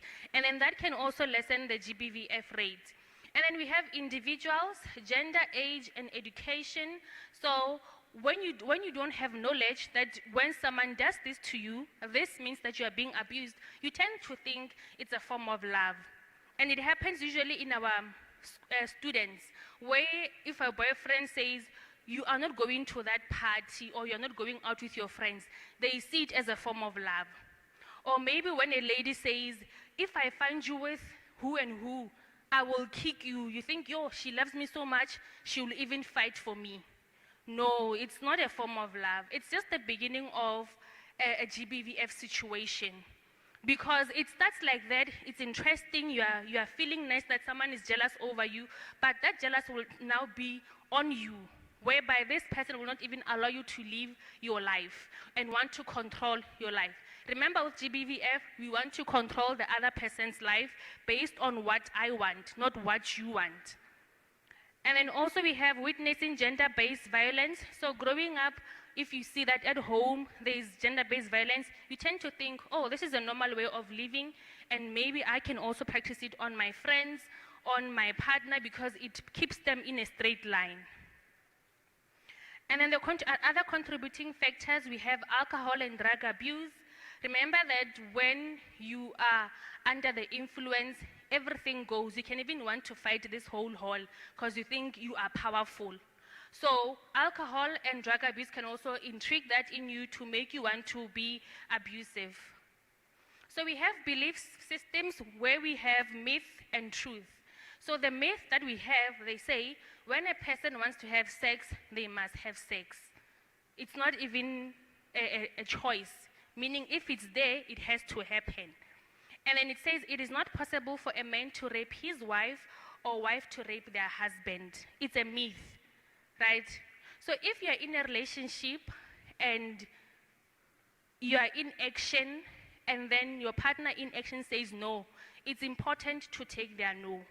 Because if you don't take their no, what happens? It means you are forcing yourself onto them. And they have the right to report you the following day to say, this person has done this to me. So it's important to not say, because we are partners, we agreed, it means every day we must be in action. And then most people in romantic relationships say no when they really mean yes. We even confuse this by saying, oh, she was smiling when she was saying no. It means she wants. It doesn't mean that. Take what they're saying and don't take what social media is feeding you to say, guys, don't listen to them. These people, they want us. Or these people, they can't live without us. Let's be people that respect other people's choices and their human rights. And victims of abuse can live a violent relationship if they really want to. This is a myth. Remember that when you are in a cycle of being abused, it's not easy to just stand up one day and leave. And I know when you're on the other side, you tend to say, if it was me, after the first slap, I would have left. But you were not there. This being in an abusive relationship keeps you in it. It doesn't start off by slapping you. It starts off by conditioning you to believe that this is right. And by the time it is now, you are in deep waters, you can't walk out. It's not easy to walk out. Hence, some people, they end up dying, and some end up having mental disorders. So the truth is that violence is used to control people and get one's way. That girlfriend or boyfriend who says you can't go there without my permission, they are gaining control over you bit by bit. They are not loving you more, they are not jealous of you more or protecting you more, but they are controlling you. Once you say yes to that one thing, you are going to say yes to even more things. And then also men, just like women, do have impulse control and therefore can control their sexual urges. This is what I meant when I said no. If someone says no to you, be irresponsible enough to say, okay, it's fine, we'll try again. Don't just force yourself to say, oh, because now I am in this position and I need you to help me to get out of this position. It is not right. And it is up to individuals, communities, and societies to challenge this myth so that violence against women is not accepted or tolerated. So we are one, right? So meaning that if we stand together as a community, as a society, we can fight this thing off. And fighting it off is also being a whistleblower. Don't be that person who says, oh, it's for them to solve, I can't be involved. But when something happens, you're gonna be affected because you've seen it happening and you did nothing about it. But when you do something about it, you are able to say, I tried and I didn't win, rather than to say, I didn't try because it's not my business. So it's important to involve yourself. And then barriers to seeking care, the most commonly mentioned reasons for not seeking help for victims is their gender norms and stereotypes. They are afraid of being labeled weak, and this happens usually for the men where they feel like, I can't report my wife for abusing me. What are they gonna think of me at the police station? They're gonna think I'm weak, so I'll just man it up. So it's important to seek help even when you feel that it's going to put you in a compromising manner, that people are gonna think you're weak, but at the end of the day, you are saving yourself. And they were embarrassed or afraid of being blamed or not believed. This happens usually because the person that is the perpetrator is someone who is well respected. Then you end up saying, if I am to speak, no one is going to believe me. So hence it's important that when you are an immediate responder, you need to ensure safety. If someone comes to you and says, this happened to me, and it's by who and who, it's important to create a safe environment. It is to listen and believe, and to also provide psychological first aid, just to check how this person is feeling, how it happened, how are they feeling at that current moment as they are telling you. And also document the facts so you don't forget. I get it, if you're going to help this person to open the case or to accompany them to the centers where they assist, it is important that you also document the facts. And also refer to appropriate services. Don't just take matters in your own hands where someone comes to you, reports that this and this happened to me, and then you start by saying, yeah, we are striking tomorrow, we're going to ban that person. It's not right. So refer to the appropriate services so you can get the appropriate help. So this is just a slide that I included just to show that GBVF, it does not say because you are black, white, Indian, China, young or old, woman or female, you are excused from experiencing GBVF. These are some of the cases that we have seen country worldwide, that it happens even at the most places that you feel that it is safe, but it is not safe. So getting into mental health, it is described as the state of well-being in which the individual realizes his or her own abilities, can cope with the normal stresses of life, can work productively and fruitfully, and can contribute to his or her own family, community, and society. This means that for one to be mentally healthy, one should have basic cognitive and social skills, ability to recognize, express, and regulate one's own emotion, be able to empathize with others, ability to cope with the difficult life circumstances. For a person that has been through GBVF, it's difficult to have all these 4 points, to have basic cognitive skills. Hence, people say it is easy to leave. That person's cognitive is not in the right manner to say, I think I want to leave now. They're always thinking, no, because this person did assaulted me today, but the following day they said sorry, and then we were fine for like 3 days. It means it was just a once-off thing. And then it happens again, and then then you start to say, I'm gonna leave, then the pattern continues. They then say sorry, buy you something or take you somewhere, and then you think, oh, it was just a 2-time thing. Until it is embedded in your cognitive that this is how we are, it's normal. If I leave, it means I'm gonna find another person who's the same as this one. So it is difficult for that person to have those cognitive skills. So mental health exists on a continuum. This continuum says healthy, mild, moderate, and severe. So healthy, it's your normal functioning. Everything is fine. You are enjoying. You are able to have basic cognitive skills. You are able to regulate your emotions. And then mild, it's common and reversible distress. So this is when, for an example, stress at an exam. I can also make an example with myself that when I got here, I was feeling a bit nervous, but when I get off, I'm going to be fine. So it's just mild, meaning it's reversible. And then also moderate, it's significant functional impairment, meaning that relationship breakup or financial pressures. This is the part where you now need to seek help. So usually with GBVF, they'll be healthy, mild, but when they get to moderate, then that's when everything starts being a bit shaky. Meaning that now it's significant and functional. One day you are fine. It's that cycle that is now starting to embed in you, where one day you are fine, the other day you feel like, hey, but I'm not sure. The other day you are fine again. And then the severe, it is the severe and persistent functional impairment that is classified by depression, anxiety, and PTSD. So with GBVF survivors or victims, when they get to the severe stage, it is the stage where they are only living because the body is alive, but the brain is no longer in conjunction with the body is no longer in conjunction with the brain. So GBVF includes emotional abuse, coercion, and control that deeply affects mental well-being. This is what I was talking about. It is a form of trauma that affects the body and the mind, often leading to long terms of psychological consequences. Those consequences I mentioned to say depression, anxiety, and PTSD. Find that even if this person survives the incidences, they tend to now have those anxiety, PTSD, or depression, where they can't even think for themselves. They heal, but they always have that thing to say, maybe I might even fall for someone who will be like that as well. And then perpetrators may also have unresolved trauma, poor emotional regulation, or substance abuse issues. So GBVF does not start because you woke up one morning and you feel like, today I'm powerful, I want to do this.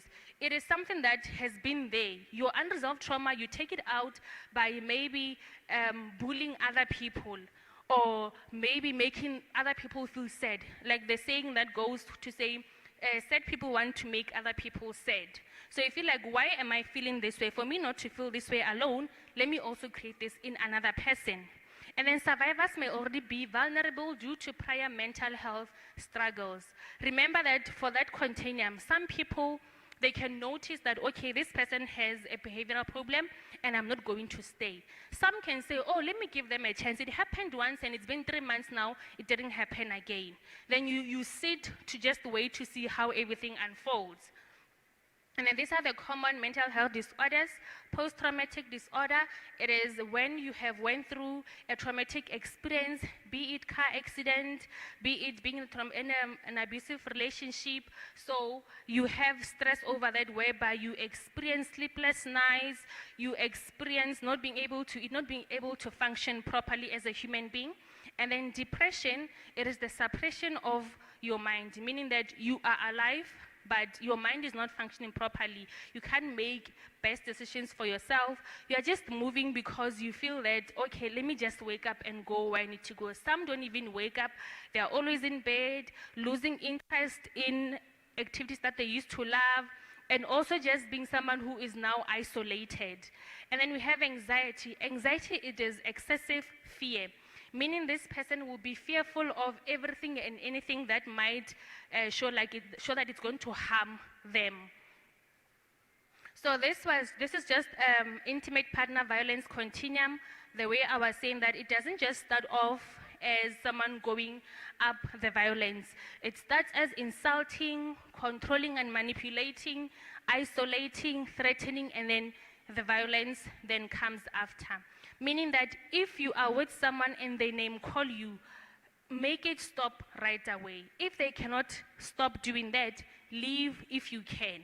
Because name calling goes to manipulating, controlling, isolating, and once you're isolated, it is hard for you to seek help because now you think, if I'm to go, they'll think I just want attention. Maybe they won't take me serious because this person has now moved you from the people that you are close to that can actually help you. And then this also is the cycle of violence where there is tension, there is violence, guilt, apology, and then calmness. So all this cycle, it doesn't just happen once for it to be embedded in your cognitive. It happens a lot of times, but not in the same week. Obviously, maybe after 2 weeks, it happens. After a month, it happens. But by the time you are stuck in the cycle, it's been happening for a long time. So the Higher Education GBVF Policy and Strategy Framework, they say that grading or rating of appearance by verbal comments is a form of GBV. Because we like commenting on other people's appearances, as if there is a perfect picture of how we are all supposed to look like. So you're commenting on someone else's head, nose, ears. What are they supposed to do with that? It means you are making that person live their whole life thinking that there's something wrong with a body part that I have. And that is you making them uncomfortable and infringing on their human right. Wolf whistling and other noises. Maybe someone is waking up and you're doing, ooh, ah, yeah, did you see that? That is also making them uncomfortable. Are you not making them feel like, what are you looking at? So it's not right to do all of that. Stalking and repeated unwanted requests for dates. If you ask them out once, they say no, then go on to another person that you like. This goes both for females and males, not just males only. So if you are to like someone, you say, can I take you out? They say no, say, okay, fine. Because when you keep on doing it, it's like you're saying your answer is not right. Give me the right one, which is to say yes. And you're forcing that person to now agree to what you want.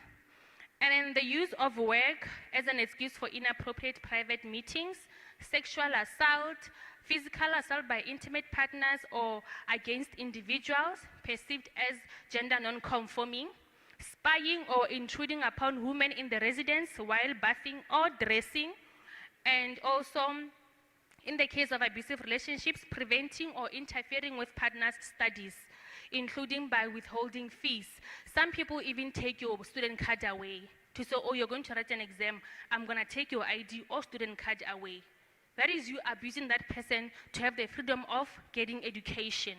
So this policy that they have, you need to look at it and see if you are not a victim or you are not someone who's going through this and you're just keeping quiet. So GBVF, it is a mirror that reflects the gender stereotyping in society and the pattern of unequal social relations created by patriarchal cultures. Men and women do not experience the same forms of GBF, nor do they experience violence to the same extent. Even if it's not the same, but because it is violating your human rights, it is still GBVF, not caring whether you are a male or a female. GBVF also perpetuates vulnerability while compromising the health, safety, and autonomy of survivors, keeping them trapped in a cycle of violence and abuse. So remember that it does not only affect you physically, it also affects you emotionally. So at Higher Health, like I said, that we want you to graduate alive, healthy, and on record time. We have a toll-free crisis line that you can call 24 hours any language that you will be requesting. The number is 0800 363636. So this is the number that you can call anytime if you are feeling that you don't want to talk to anyone on campus about what is happening to you, or you feel like you just want to talk in your own room, in your phone, then we are available on that number. So please do reach out, because it's not happening until it happens to you.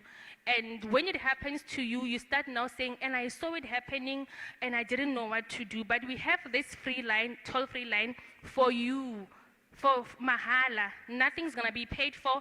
Even when you get a counselor appointed to you, they are gonna be for free. No one is gonna charge you for that, so that we can all heal and become better citizens of the country. And guys, remember to be whistleblowers, because I have been to cases where it's a GBVF and the person ended up passing away, and then you have people saying, we've seen this happening, but we didn't want to get into their business. Now I feel like I should have said something. And it's painful to see how it even affects the people that were just people that were seeing and not being involved in the incident. So please guys, let's be whistleblowers. We can do it anonymously on the campus, occupational health and safety. You don't have to speak your names or give your numbers. Just be there to say, I saw this happening, and please don't say my name, but please go assist these people. And with that said, thank you so much from Higher Health.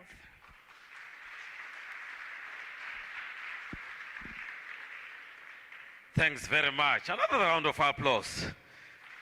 Demanding money from your boyfriend is also a criminal case. That was very clear. It's not from me.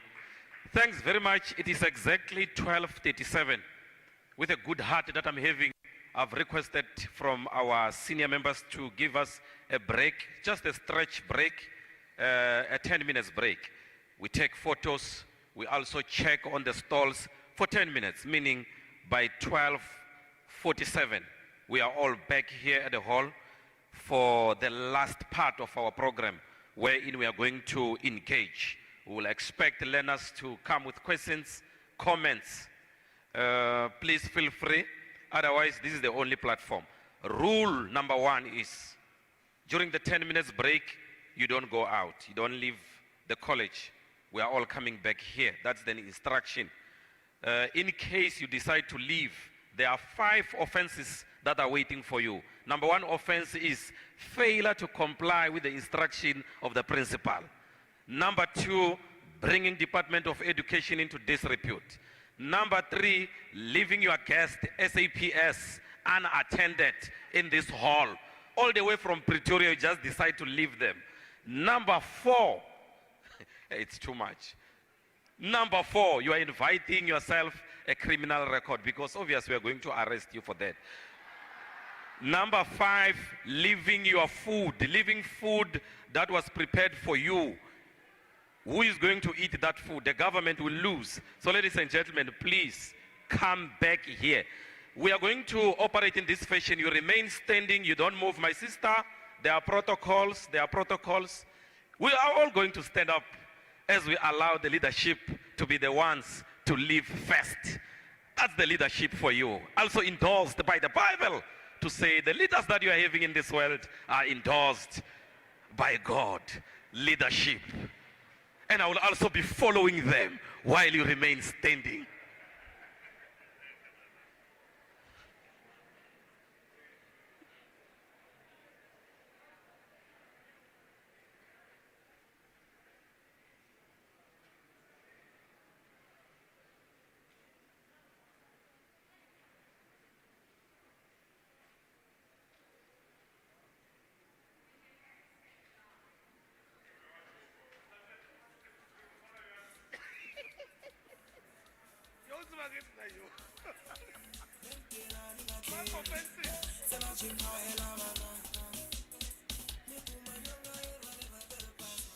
$12.50. We are all back here. DJ, please play something. It's that time.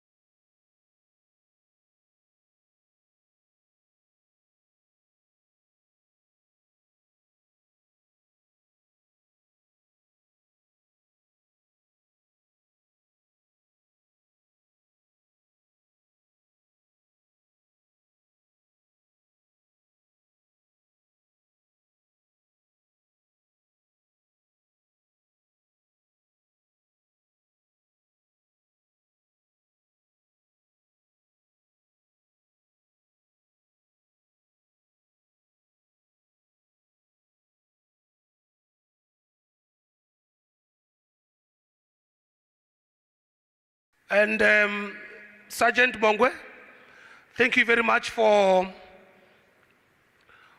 kuchuisela bana ba ina with those charges. But I can confirm with you, Dr. Baloyi, that our students are back in this session, not because of those charges that were threatened, but it's because they've got order. Let's give our students a big round of applause. These are our students, they've got order. Major General Matonsi, they've got order. When you say you come back, you come back. When you say you can leave, you leave. So Sergeant Mongwe, namuhla coming chumu. Right, you can sing. Thank you very much. We're now moving on with our engagement. We've got our panel members who will be in front. The rest of the members who are here, they are not part of the panel. They are just complementing the whole structure. But we'll be having 4 panel members who will be in front. We are going to do engagements, ladies and gentlemen. There were presentations since we started this morning. Then now we need to move in order to engage, to interrogate, to question, to get clarity as far as all presentations that were made since this morning up to this present moment. Sergeant Mongwe? Thanks very much.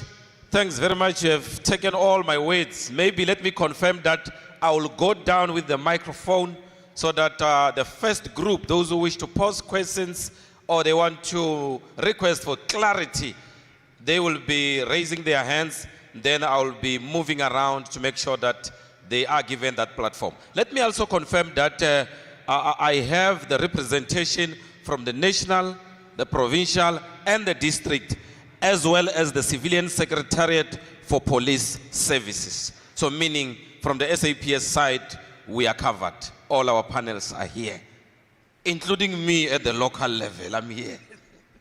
Thank you very much, Sergeant Mongwe. I can also confirm that from the Department of Higher Education and Training, we are here. We are also here at Rishotil Rain. Yeah. Right. I see we've got some microphones there at the back. So we are going to start with engagement. Maybe, I don't know, take a set of what? 5? A set of 5 questions. A set of 5 questions that will be posing to our panel members. Then now they'll get an opportunity to respond. Then now we'll take another set of 5 or follow-up questions.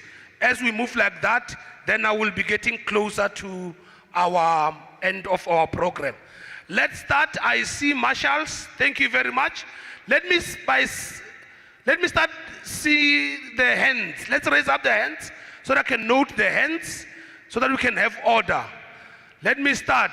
The first person, you are more than welcome to ask in Xitsonga, in Chivenda, Kakilobelu, in Afrikaans, any language that is in our constitution. You are more than welcome. We will interpret that.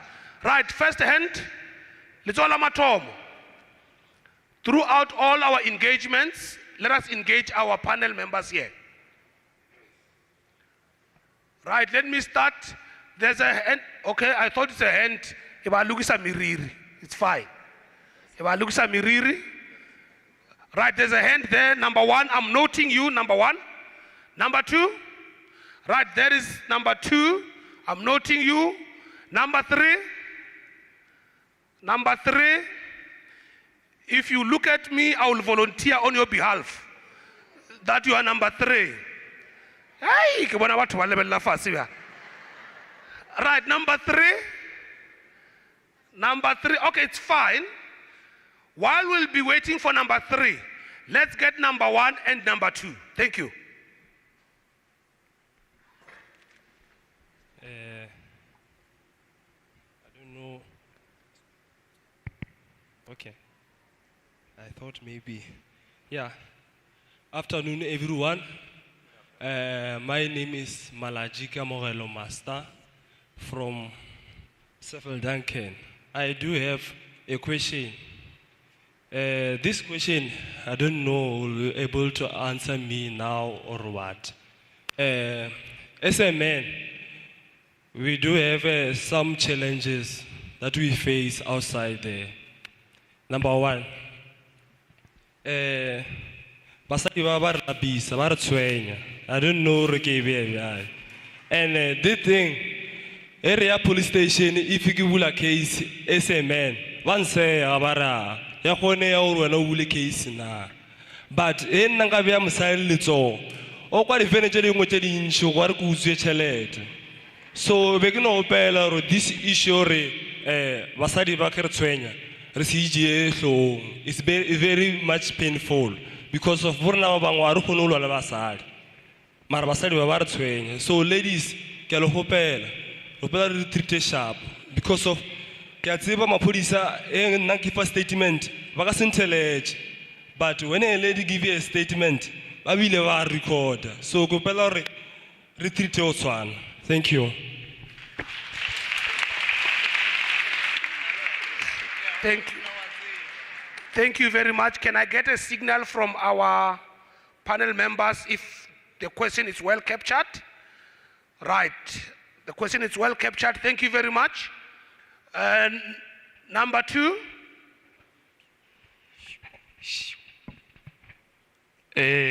Amanda Comrade students. Amanda students. Amanda students. Okay. All the protocols are observed. Standing before you is grass cutter. SAPS, together with the college management, I have only just a smaller question to ask, and I also require a clarity from that. My first question is that, for example, I will just try to give a smaller detail of what transpired back there. There was a certain situation whereby one of our students got arrested when trying to assist the college in terms of resolving the issue that was happening into the campus. So now my question is to the SAPS, is it wrong for a person like me without a rank or any uniform from law enforcement to go and assist in resolving an issue that just arisen at the community in order to maintain the order while we are waiting for the police officer now? And is that that person going to be arrested for being part of that particular formation or being part of that situation whereby he was trying to assist the college, for example, because of most of the things that happen into our institutions since we are youth? Thank you. Thank you very much. Our third question. I said I'm going to open a set of 5. The third question. All right, listen, Nagir. All right, maybe from the responses that we'll be getting, then you will have follow-up questions based on that. In the absence of any further questions, let me give this opportunity to the panel members to respond. I'm not sure, Tomaga.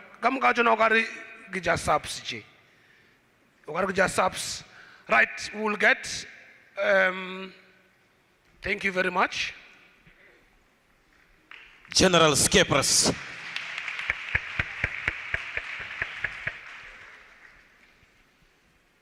Let me just acknowledge the presence of the management of the college, General Matonzi, General Mashava, all the other generals, colleagues.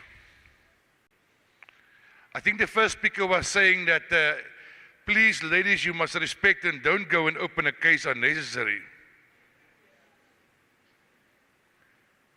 It will be a very sad day when we utilize law to prejudice somebody else.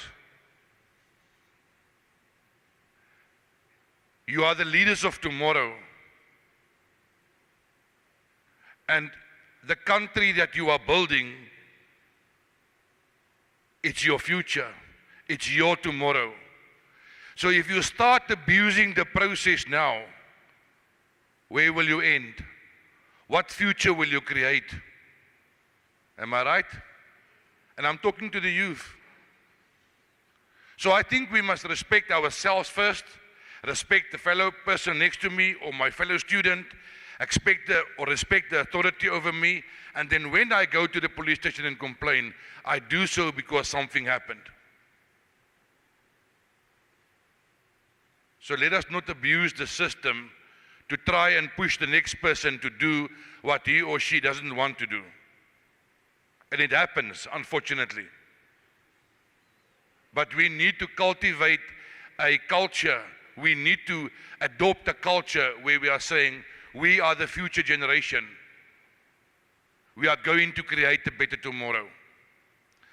The second one was, if you go and interfere where there's already a situation, will you be arrested? Now, people, we can interfere in a lot of ways, am I right? So if a person was arrested by the police, nothing stops you to go and interfere. But once you interfere in such a way that you are outside the law, yes, you will be arrested. But nothing stops you to go and question and ask questions. But normally how we interfere is we try to resist the police, or we call for a protest action, or we're closing the college gates, which happened here in this college once, that I'm aware of. So the moment you interfere in the wrong way, yes, you will be arrested. Our actions must speak exactly what we want from the future. If we try to, because we are unhappy because the police arrested a student and we try to block the college, what are we actually doing? We are preventing other people from getting their education. If we go and protest to the police station because the police arrested, in fact, that is not your place to be. But once you want to go and assist and you ask questions, and you understand that maybe they need support, yes, you can support. But let us not, in support, take the law into our own hands, because then surely you have a problem. And you, young generation, I want you to listen carefully to what I'm saying. One conviction, where will you get a job in future? What are you doing at this campus if you are not taking care of that future? Protest action to go and interfere at the police station, or go and march, or go and burn something, is that the future that you want to see? No. So let us, when we want to interfere, or when we want to question, or when we want to assist, let's do it always with that one thing in mind. It's your future. The bad thing about this issue that we're all going to rally for one person. Let me share the reality, because I love reality. Let me share this with you. If you will be arrested and you stand in court, you are going to face the music alone. Can I repeat? You will face the music alone. That's not the kind of country that we want to create. That's not the kind of future that you want to create. That is not the reason why you are studying here today. You are here to make a better tomorrow.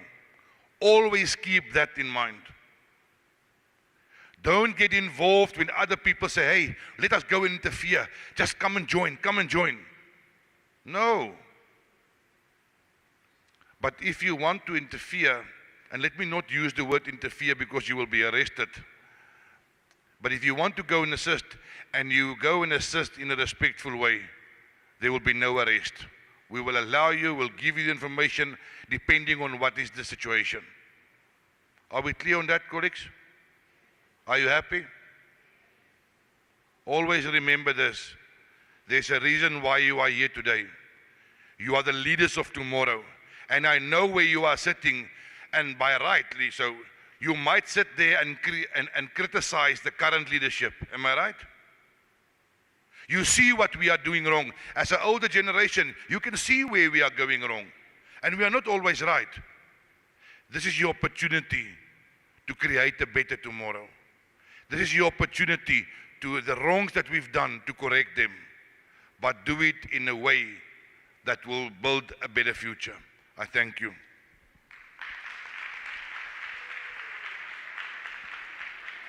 Thanks very much, General Skippers, the Deputy Provincial Commissioner of Limpopo Province responsible for crime prevention.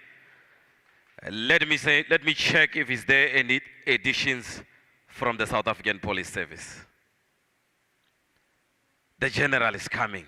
Let's clap hands for the General. No, thank you. Thank you very much. Mine is just a quick one. That you have rights in terms of the Constitution. There are things that you can do. You can express yourself, the law allows you. The only thing that I want to warn you on is, as long as it's within the law, you can do anything. What we tend not to talk about when we talk about human rights, we don't talk about the limitations. There are limitations as to how far do you go with your rights. So be careful as a student that whatever that you do it, as long as it's within your rights. You can express yourself, you can demonstrate. But if you are banning a library, we are crossing the line, and then your rights falls away. And that's where the problem starts. Thank you.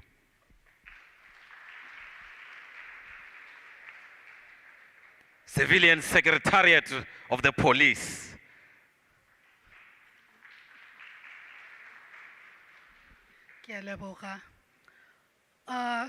Good afternoon once more, and all protocol observed. To the first question, in short, Mwanaka, the Civilian Secretariat for Police is the office that looks at the behavior and the service of the police to you as a community. Therefore, if, and I'm calling that if with capital letters, if it happens that you experience such a situation at a police station, you have the station commander, you have the vice-pol commander within the station.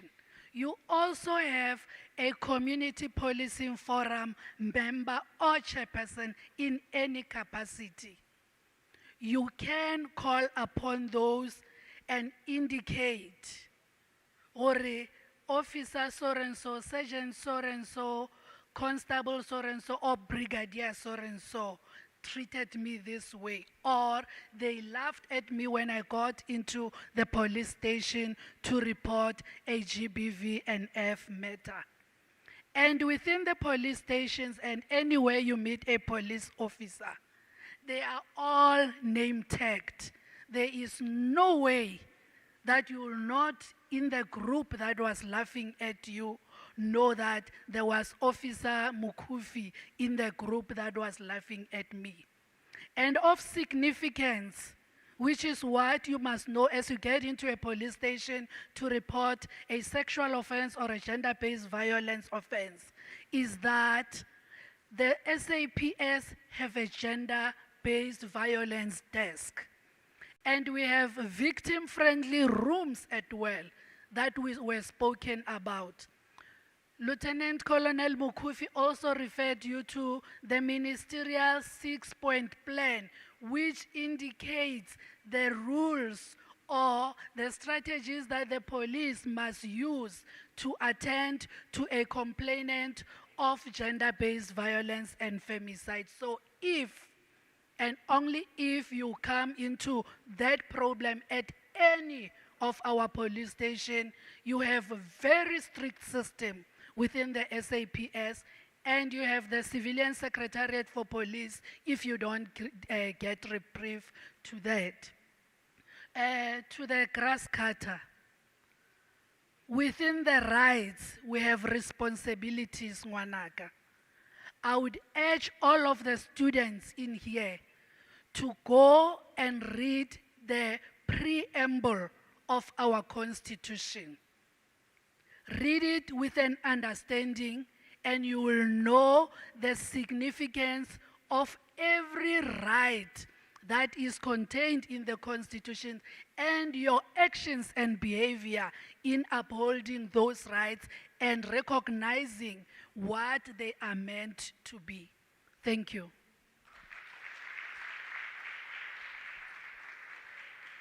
Civilian Secretariat of the Police, making sure that we are watched on daily basis. Let me check if is there any additions from SAPS. Any additions from the college in relation to the questions, although it was directed to the police, but if there are any additions, this is the platform. Thanks very much. Let me move to the second round of questioning. Let me check by the show of hands. I see 1, 2, 3. 1 at the back, 2 middle, and the third one is here. Let me check. 4. Let me check. Oh, 5. I'm closing. I will allow the ushers to move with the mic. We are starting at the back. The first one at the back. Please raise your hand so that the ushers can see. Good afternoon, fellow parents, students, and all protocol observed. My name is Charmaine Mayinda, and I'm also from this campus. So, my fellow parents, my question is, what is the disciplinary process for an officer who mocks, blames, or turns away a student trying to report a sexual offense? And also, how can a student report an officer's misconduct anonymously without fear of retaliation? And also that, are there female officers available 24/7 to take statements in a private victim-friendly room? And with my conclusion, I'm asking, if ever, how does the station monitor case withdrawal rates? If many students drop cases, which often points on how they were treated by the first responding officer. Thank you. Thanks very much. Before we move to the second question, I will just want to pause for 30 seconds so that they can quickly jot down all the points that were raised and to confirm if all the facts were well captured. Because a person like me, when I hear, I can't grab everything when you are too fast. Let me check by the indication from our panels. They are still making sure that they keep record of that.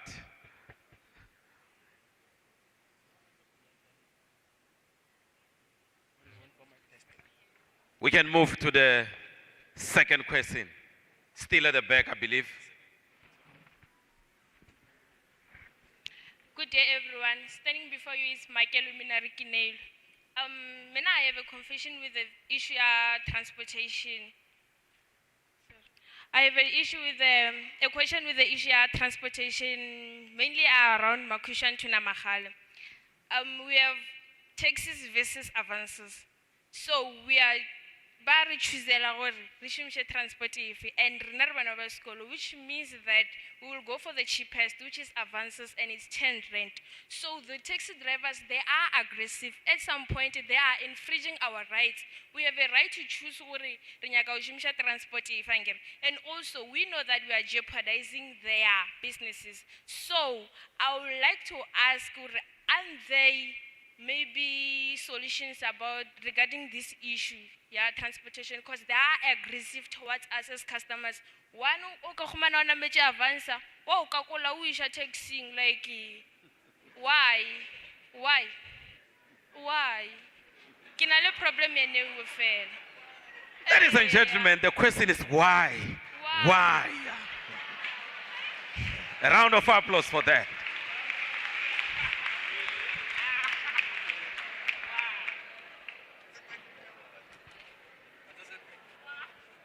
The loggerheads between the two forms of transport, the taxis and the avanzas. The question is why? They are busy jotting down.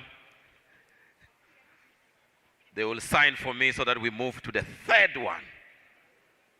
Thanks very much. We're moving to the third one. I saw a hand somewhere here. Please raise that hand so that our ushers can easily spot. There was a hand here. Please raise your hand. Ushers, here is the number 3.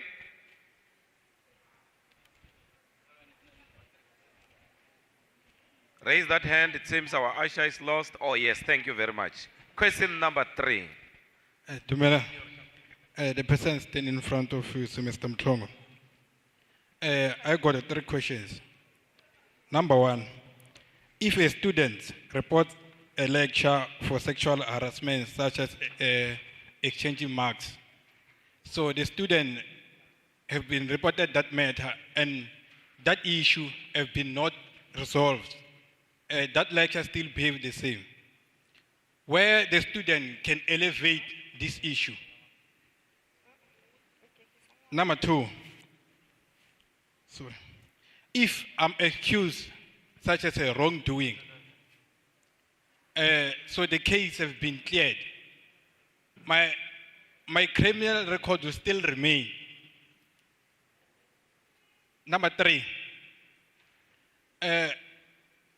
sometimes people, when they go to police stations, when they want to report the case, they found out the police officer, they just standing, they don't help those people for, such as Mutela Ukrafi Kilimula since Ka1, but Batom Tusha Ka 6 late. How can that solve you or that person report that issue? Thank you. 3 questions. That was 3 questions.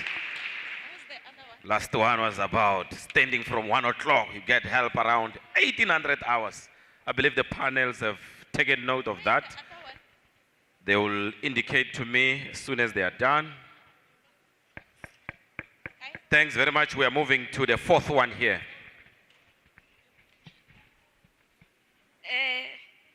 Good afternoon, everyone. I am Malaji Majie. I am a student of Mopani TVET College. My question is regarding a rape.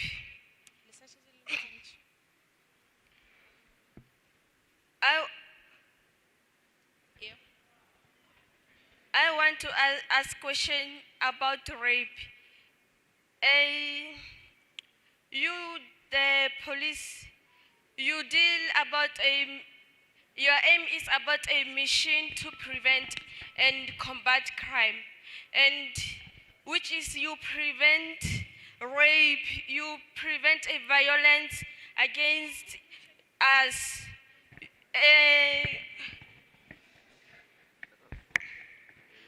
My question is about children who got raped. Is why?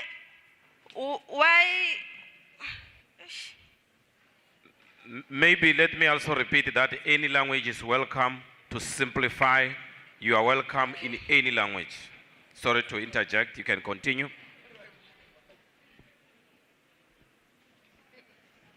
You can continue, my girl.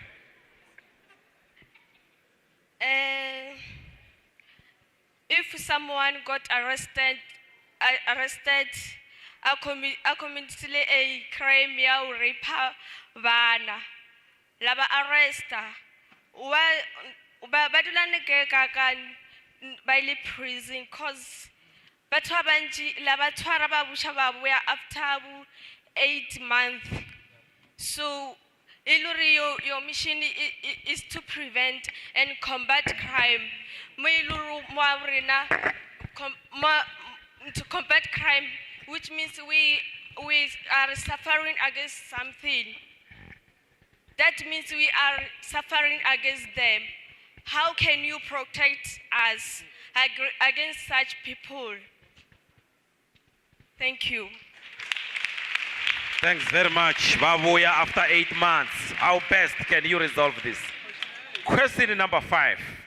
Before you start, let me pause just 10 seconds so that I keep record.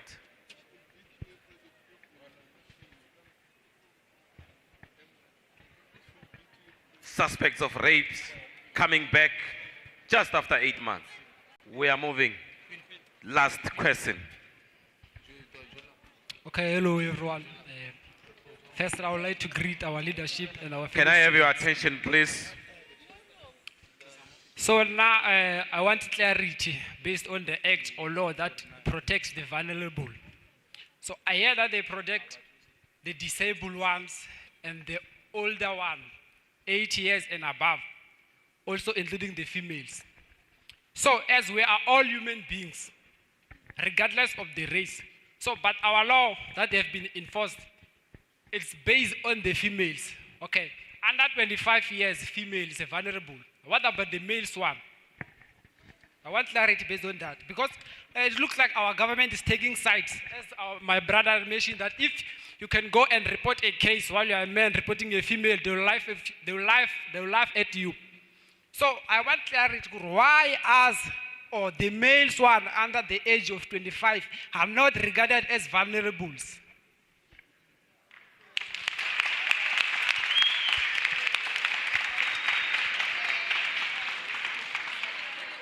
Thanks very much. That was the second round of questioning. We will open for the third round if needs be. But I see only the last hand there. Maybe I can just close with the sixth one so that when we go, maybe they will wrap in terms of questioning. Question number 6. Or the sixth person to ask questions. Hi everyone. My question is, what happens to a police officer who purposely loses the case file, all to protect the perpetrator who is a family member or a sibling?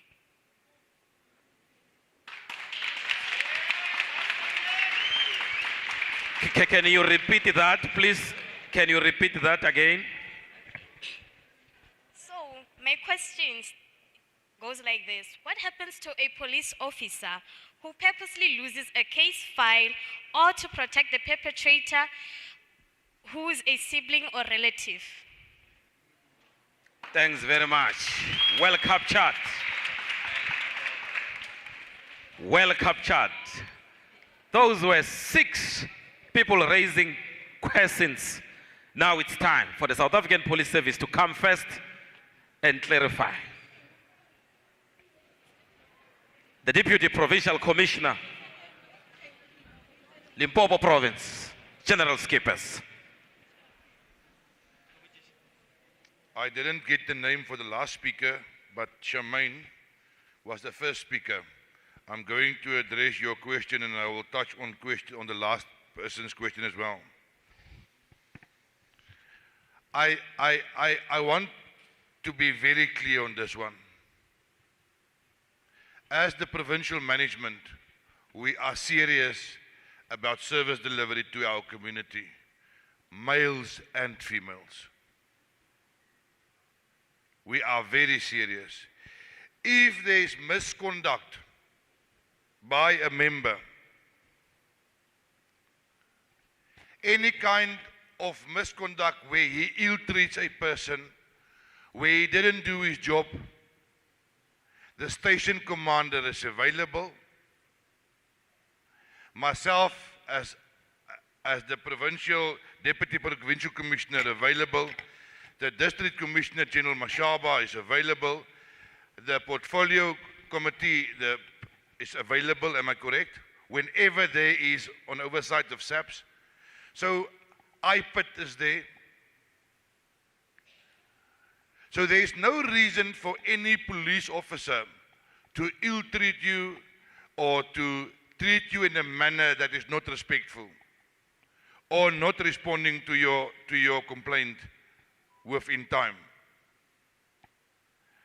The moment you report that, and I think somebody else asked, well, if we want to report it anonymously, you can also report it anonymously. We have our app, it's available, how to rate our service, or you can send it to IPIT without anybody knowing who you are. And we will definitely not tolerate that. I hope it's clear. We are not going to tolerate that. Once you put on this uniform, you are there to serve, irrespective of who's in front of you.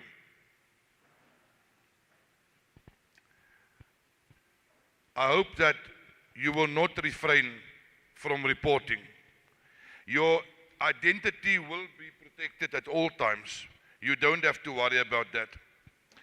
The female officer on duty, there's always at all the police stations, there's a 24-hour service rendered by those police stations. There are female officers available.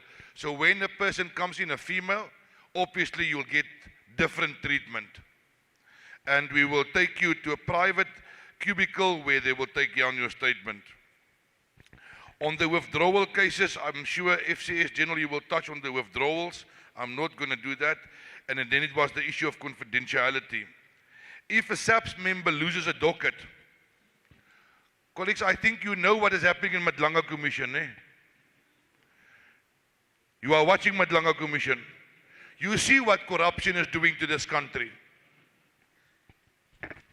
Don't, when a police officer, one is not doing his job, or when a police officer is committing a crime, when he's taking this bribes and this chocho from these people where he protects, or where he loses a docket, I can assure you, if the member is found guilty, he will know, he or she will no longer be a policeman. Myself, and I'm talking on behalf of the generals here in front, we are serious about turning the police around. We are serious about rooting out corruption. And as a provincial management, that's one of our aims. But we cannot do it on our own. So please, when the police do those things, come forward and report. You will always be protected. Your identity will be protected. Please come to us. Somewhere when you see that members are not doing the right thing, somewhere you cannot just keep quiet. Please approach us. I hope you understand. Help us to better build to build a better police service. There, I can assure you, in this province, I can commend 95% of the police officers here. 95% of the police officers in this province are hard-working men and women in blue. Unfortunately, that 5% that is busy to destroy what we try to build, let me and you take hands. Let's get rid of them and build a better future. Thank you. General Mashava.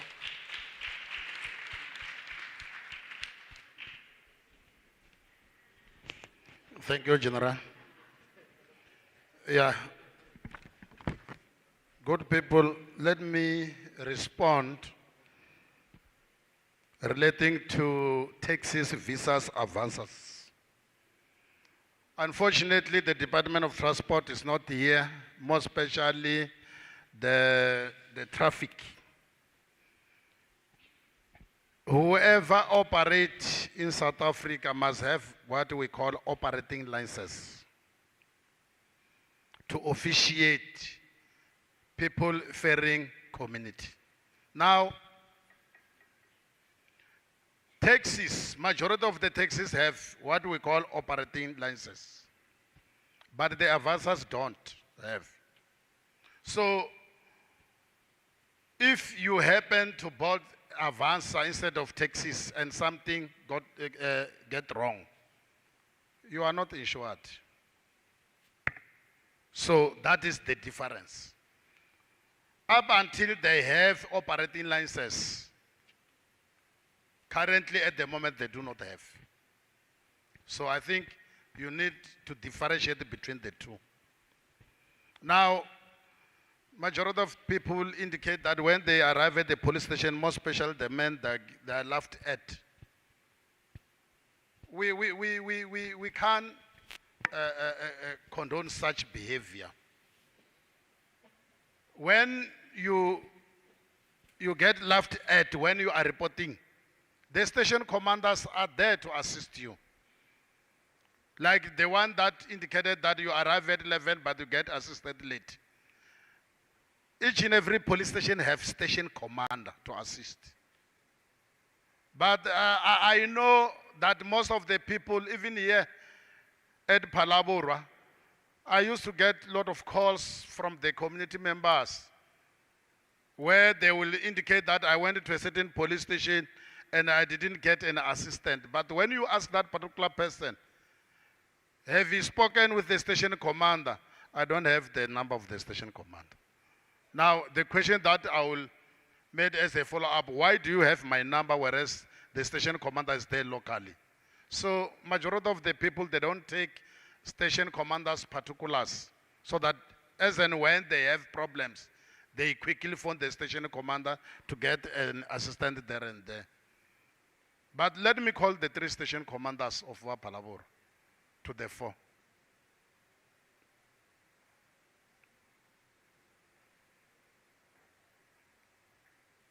Unfortunately, these 3, they can't pay allowance that you guys used to request because they are the females. I want you to be ready because I want to give you their numbers so that as and when you encounter a problem, you know who to talk to. Next to me is Colonel Bila. He's the station commander of Namahale. She's having official cell phone operating 24 hours. If you phone her, you don't get her, does not mean that it is off. She said the place where there's no network coverage. Her number is 082 565 8074. I repeat, 082 565 8074. Next to her is Colonel Maswangani of Lulekan. The number for Station Commander Lulekan is 082 565 8590.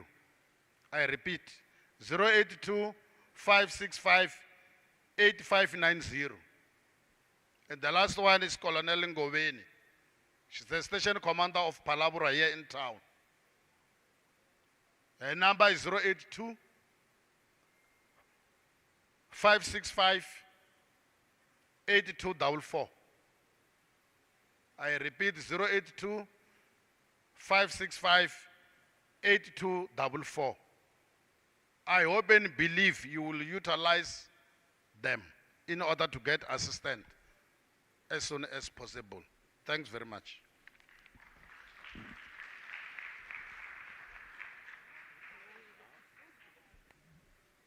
General Mashaba, the District Commissioner of Mopani. Ladies and gentlemen, I'm still continuing from the SAPS side, clarifying, answering questions that were posed. Not sure if we have to wrap from the SAPS and shoot straight to the college because there is a matter and we are in waiting for that docket. Ladies and gentlemen, from the Family Violence, Child Protection and Sexual Offences, FCS National. Thank you very much. On the question of withdrawal of cases, we need to mention and re-emphasize that the withdrawal of cases is totally discouraged.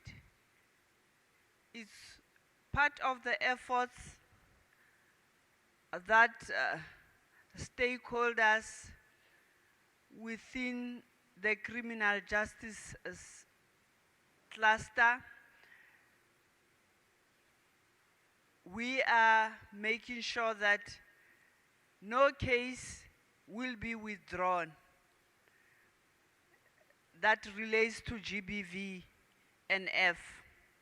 Unfortunately, there are those instances where we found that our communities are opening cases and at a later stage they want to withdraw the cases. We are totally discouraging the withdrawal of cases.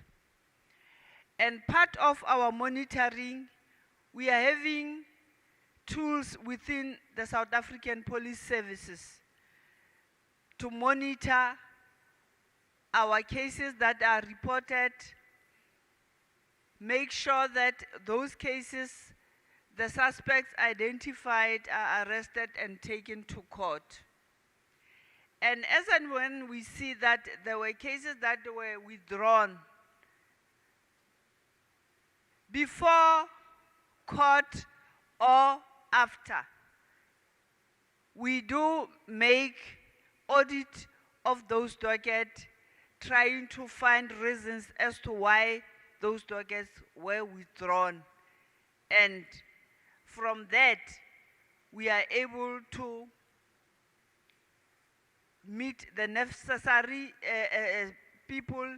If it's the victim herself or himself, that victim is being engaged in that regard. If cases were withdrawn at court, sometimes the court is being given wrong information. Information like, we have discussed the matter and we have agreed. There is no negotiations with regard to cases of GBV, because the more you negotiate, the more you are putting your life at risk. And at the end, it's like the South African Police Service, sometimes NPA or justice, we are not doing anything. So that is totally being discouraged. Don't withdraw the case. Don't allow someone to mediate a sexual offense matter. There was also issue regarding the bail. Maybe if I have to summarize, the speaker that raised a question that a person committed a rape, and then after 8 months, the person is back in the community. As part of making sure that the perpetrators of gender-based violence end up in prisons, we are making sure that there are formal bail applications for all sexual offenses cases. There is a formal bail application for domestic violence cases.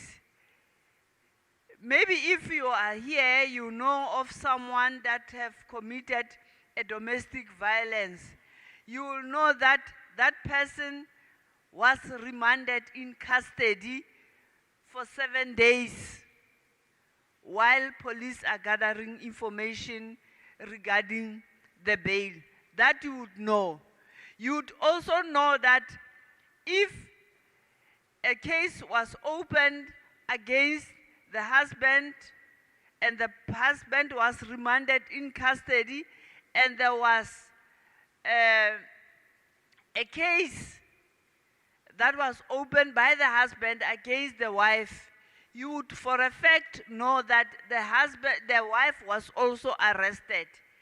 That's how serious we are as the South African Police Service with regard to GBVF cases. The people that are opening counter charges against each other, we are dealing with those. Remember, it's still within the right of the persons to apply for bail. Where it happens that you were successful in terms of applying for bail, there were new facts that were put on the table for you to can get bail. You will get bail, but that doesn't mean that it is the end with regard to the case that has been investigated. That bail will have conditions, and those conditions must always be honored. And if that is not the case, the investigating officer is always there to make sure that if the bail conditions are not being honored,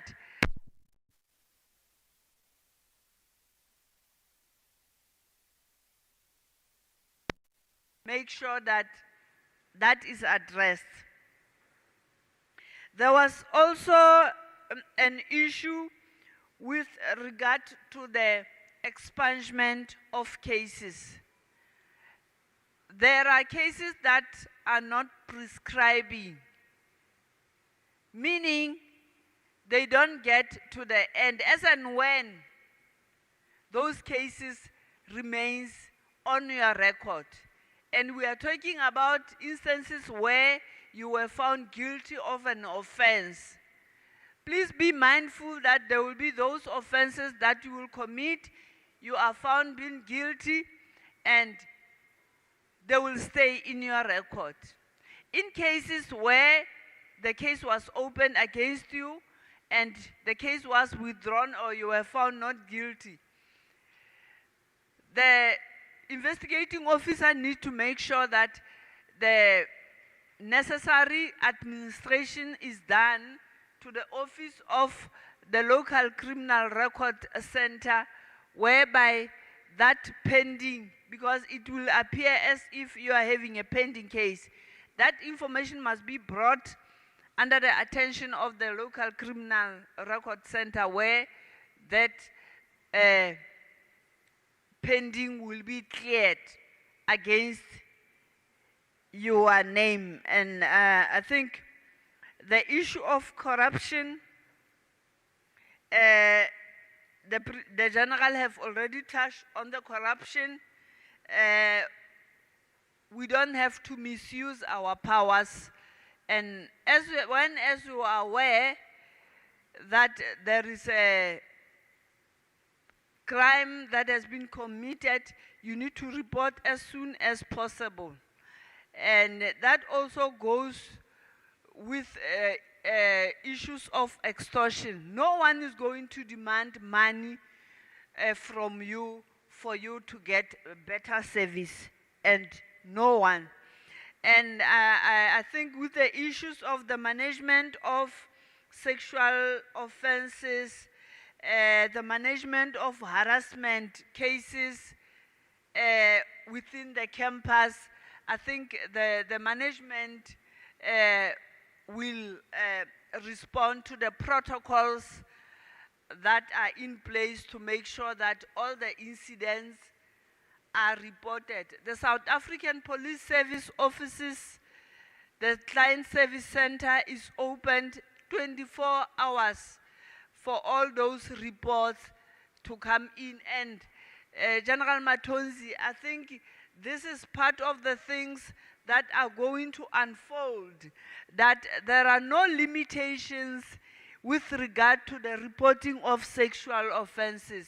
It doesn't mean that if you did not report that to the school or to the university, you cannot go to the police station. You can call the police station anytime when you have been violated, and the investigation will start from there. Thank you so much. Thank you very much. We'll be getting additions. Thank you. Thank you very much, Program Director. Just two quick one. Just to emphasize, I think the college will touch on the issue of sexual harassment and all that. All I want to say is that as a student, if you feel that you are violated, you are free to report it. That is entirely up to you. That if you feel that you are violated for whatever reason, go to the police station, you will report. The officers will assess and determine what process or even advise you on what needs to be done. And then lastly, the other one is around the issue of the Act protecting the vulnerables, the elderly females, and those with a mental disability. That's how the Act stands of now, but it doesn't mean that the men are not protected. Because remember, as a man, you can still go and open a case as well. The only thing the legislation has done is to prioritize those groups that are considered to be vulnerable. But also what is important as well, which the government does, and most people don't utilize or take advantage of it, is that every time there's a new legislation, There are platforms that are created for you to make inputs. But most South Africans, they don't come to the front and contribute to those legislations until they are signed. But also lastly, to indicate that the reason why we are establishing this structure is exactly to make sure that we can identify those issues that you are concerned about, so that we can find a solution before problems escalate and become uncontrollable. Thank you very much. Thank you very much. We're now going to give this opportunity to our Deputy Principal, Registrar, Mr. Mutuwazi, to come and respond. What are remarks for Mr. Mutuwazi? Exchange remarks. No, I can hear that this attack. I think on the process, Mr. Mhlongo, where marks have been changed by a lecturer, what needs to happen is, as a student, you need to report this to the same lecturer to check whether it is not just an error. And if you do not agree based on the evidence that you have a class rep that needs to be resolved in that class, involve the class rep to resolve. Failure with the class rep, this matter should be reported to the senior lecturer. Failure to get the solution with your senior lecturer, you go to their faculty head, the HOD, to resolve. If you could not also resolve this matter, you take this matter to the SRC, and the SRC will engage the campus management in order to resolve such a problem. And if it is not resolved, you can take the matter now, the SRC, to the office of the principal in the corporate. And if you still don't find joy there, then the matter can be taken to the college council for intervention. If still you don't find joy there, you can take the matter to the Department of Higher Education and Training. That's our regional office. If you still don't find joy there, you can take the matter now to the DHET in the national office. Without joy, it goes now to the office of the minister. If the minister still cannot help you take the matter to the president, then you will get the solution there. I've just outlined all the processes. But if it can be detected during the process that this was done intentionally so by the lecturer, this means the misconduct now has been captured in terms of the violation of the labor practice. Therefore, such a lecturer will be summoned for disciplinary hearing. And when the lecturer is summoned for disciplinary hearing, this may lead to expulsion of such a lecturer. And we have done that. There are some of the lecturers who have done that process, and currently they are being expelled. So you need to report so that we follow that.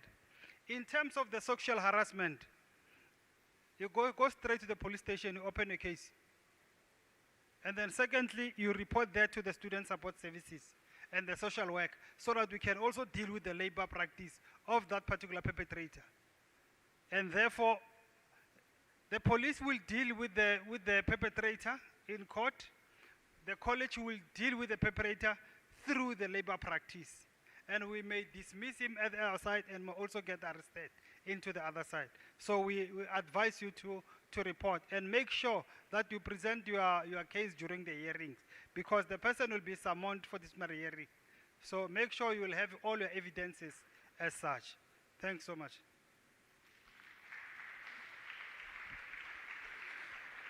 Thank you very much, Mr. Mutuwazi.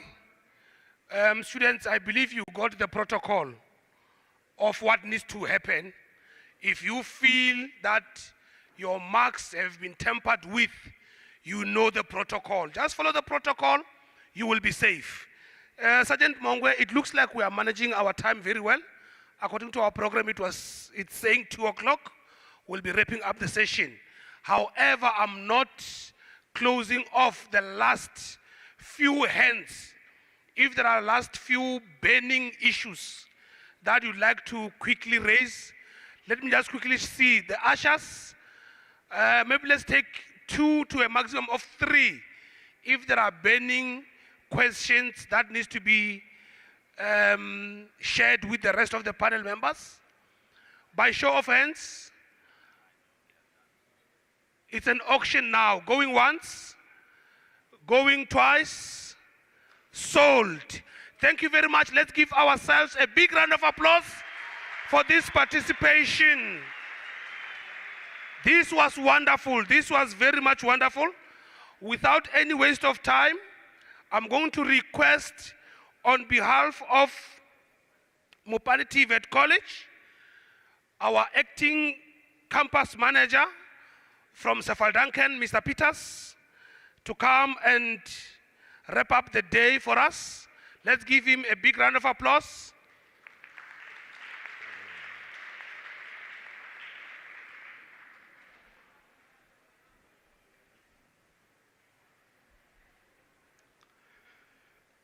Thank you, Program Director. As the Program Director mentioned, I'm here to wrap up. I was supposed to start at 20 to 2. I see it's 2 o'clock now. So I'm going to try to speed things up as quickly as possible so that we finish off. Major Generals, Brigadiers, and all other officers from SAPS, Dr. Baloy, Deputy Principals, and all other staff from Mopani TVET College, other external stakeholders that may be here, as well as, last but not least, the students or the class reps and the SRC that are representing the students here. I greet you all today. Mrs. van Niekerk, the campus manager of Palabora campus, opened and welcomed everybody. And she said a very, very important thing, that our slogan that we all know, or our motto that we all know, is excellence is always our choice. Always. Now, if students cannot feel comfortable, or staff cannot feel comfortable because there are crime elements that could be affecting teaching and learning, then that excellence is not always there.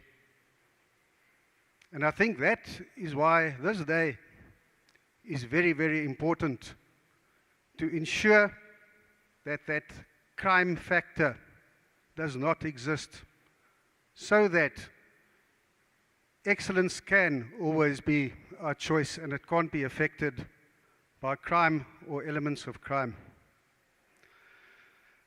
The purpose of the day was opened by Major General Lukele. And Major General Lukele, he basically said, in a nutshell, that crime does affect campuses. And he showed us a lot of statistics on the screen. And the statistics that impressed me a lot was that in Limpopo itself, crime statistics are very, very low. On top of it, at tertiary institutions, there weren't any crime statistics. However, that doesn't mean that it may not be happening.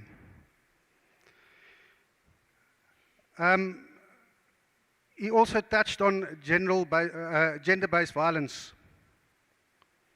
And sadly, as I go along, we'll see that gender-based violence was touched on by just about all the speakers. So it does seem to be a problem, or that doesn't seem to be a problem. It is a big problem, which I'll touch on just now. The ideal situation that was pointed out by Major General Lukele is that there should be peace and harmony on the campuses.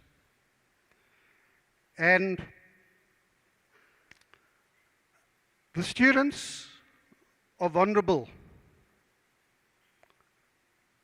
And the whole idea with this type of thing is to get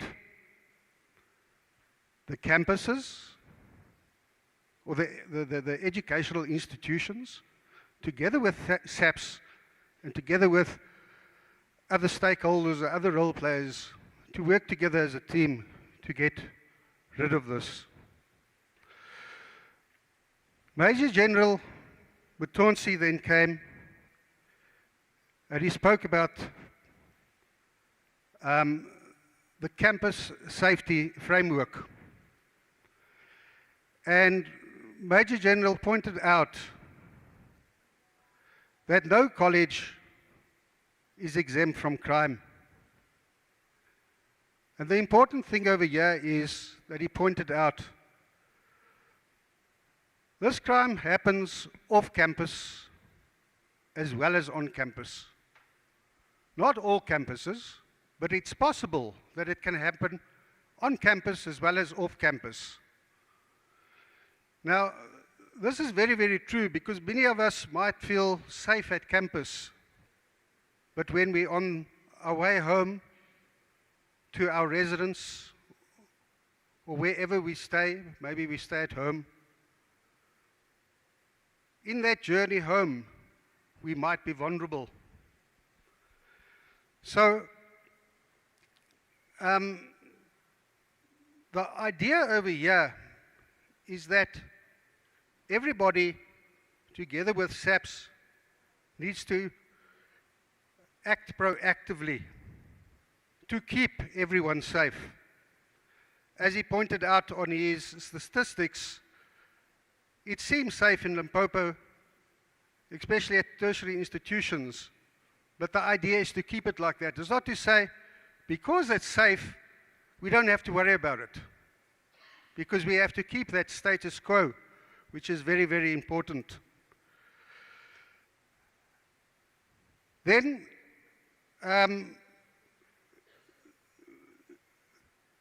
he touched on that there are outside people that infiltrate into campuses with exterior motives.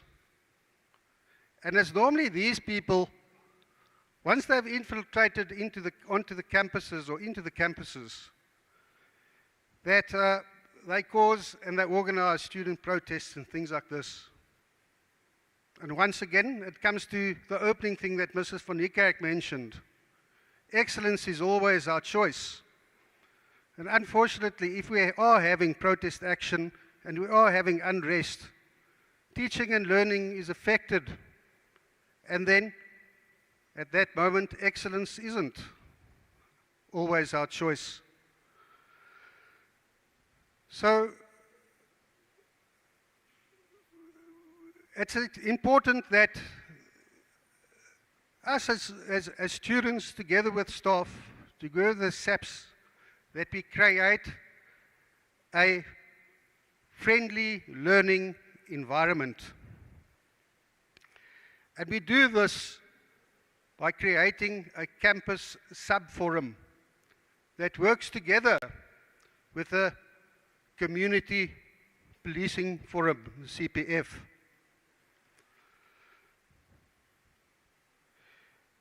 Then we got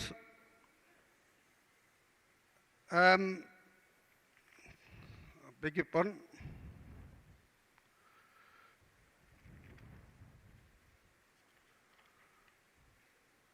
We got Brigadier Verstaden, and Brigadier Verstaden spoke to us about the eyes and ears, and he called it E2. E for ears, E for eyes, E2. And this basically touched on that SAPS alone cannot be doing everything. They need the community to be reporting things to SAPS so that they can come in and rescue the situation and solve it.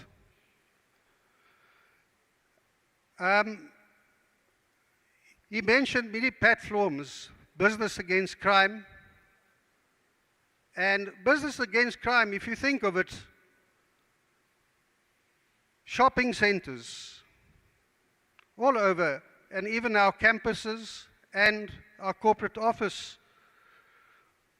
This has been applied at the moment because we got a private security company at all our campuses and our corporate office. And that is part of business against crime, is the private security industry. And we've also got the Provincial Operational Crime Center. Now, as I mentioned, what the Provincial Operational Crime Center is, it's almost like where a whole lot of information can be reported to this central crime that acts provincially almost immediately. And he mentioned something about cameras are actually linked to this. And I hope I'm not out of line here, but just recently we've had cameras installed at our campuses. And I think especially for the access entrance, these cameras are focused straight onto vehicles' registration numbers. And if possible, we might be able to get these linked to this. So if there are any unwanted vehicles or unwanted characters coming onto our campuses or our corporate office, it can be picked up immediately. However, this will have to be discussed with our senior management.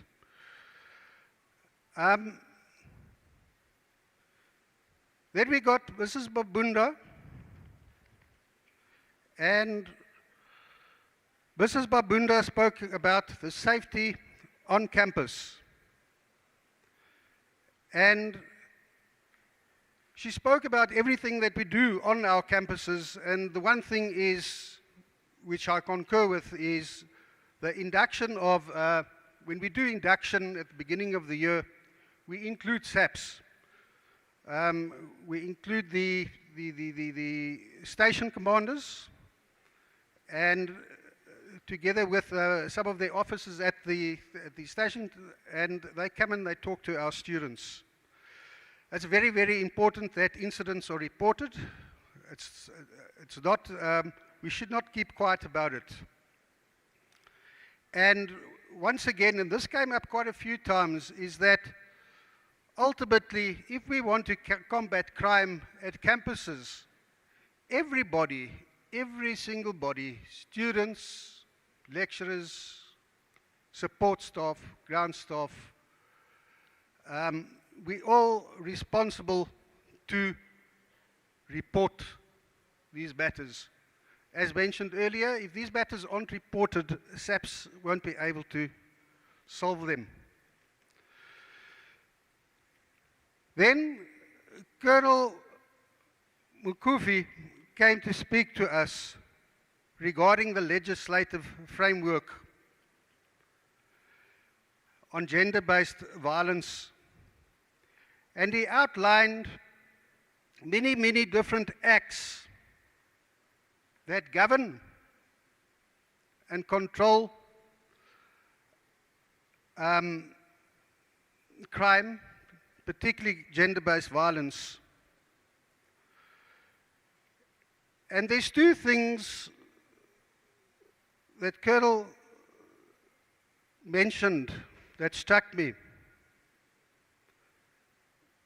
And we should all take responsibility. We should not look away, especially when it's gender-based violence. If we know of something happening, we should not look away and say, I didn't see it, I don't want to get involved. Because if this should happen, you're actually just as guilty as the one causing that crime, if it's not reported. The other thing that was mentioned is is the integrated crime violence prevention strategy.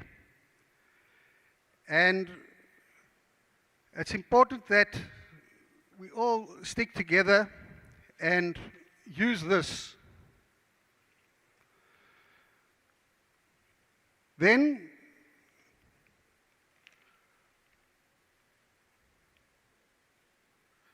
it was also mentioned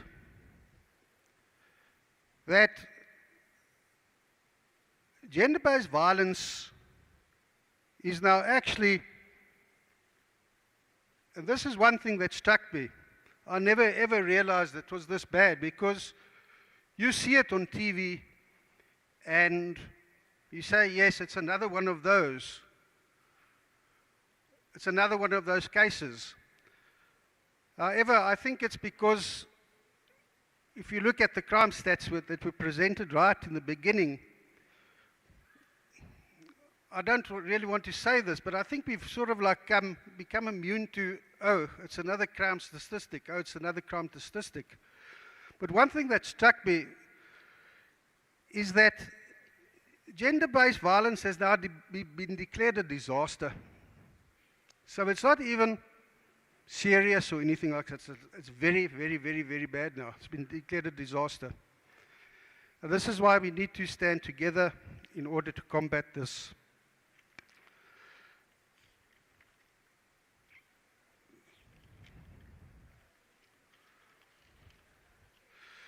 Then lastly, I'm not finished.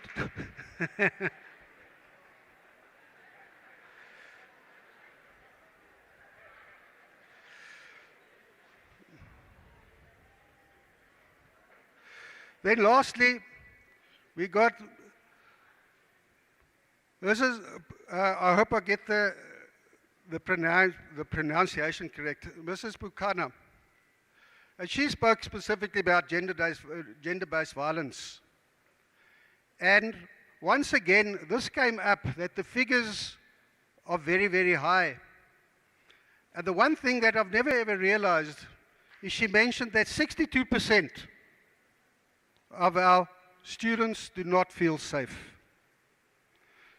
Now, I'm not sure if this is referring specifically to our campuses, or if it's just generally students.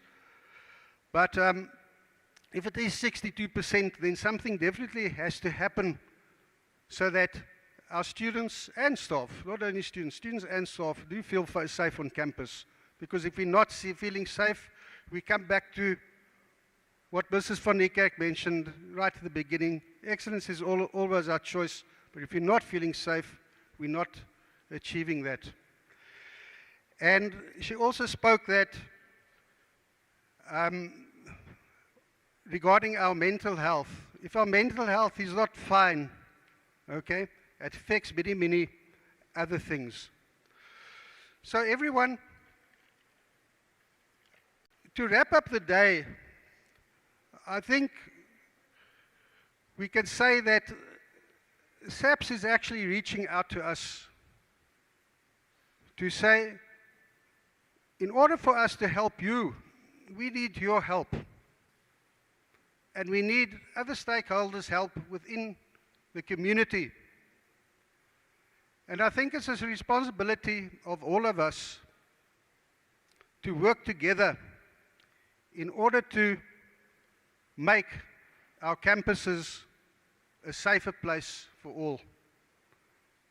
I thank you.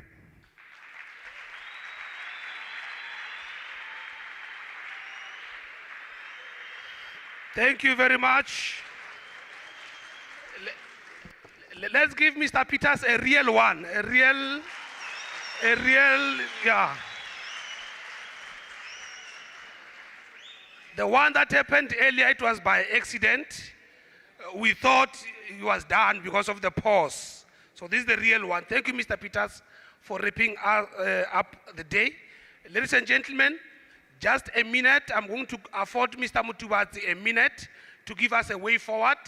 Then I'll be coming to also say my last parting shot, as well as my colleague, Sergeant Mongwe. Thank you. Yeah, thank you, Ntate Sathekge. You may not leave and be with me. Colleagues, it has been a long day, and we just want to start by appreciating, the SAPS, for making this discussion possible. And it was long overdue, and we really welcome the partnership, and we will try our level best to make Mopani TVET College a safe environment for everyone. The college normally invites the police, as we mentioned, at the beginning of each and every year. The aim is being proactive, because we don't want to be reactive and mitigate issues that happened. And we hope that the relationship will keep on going.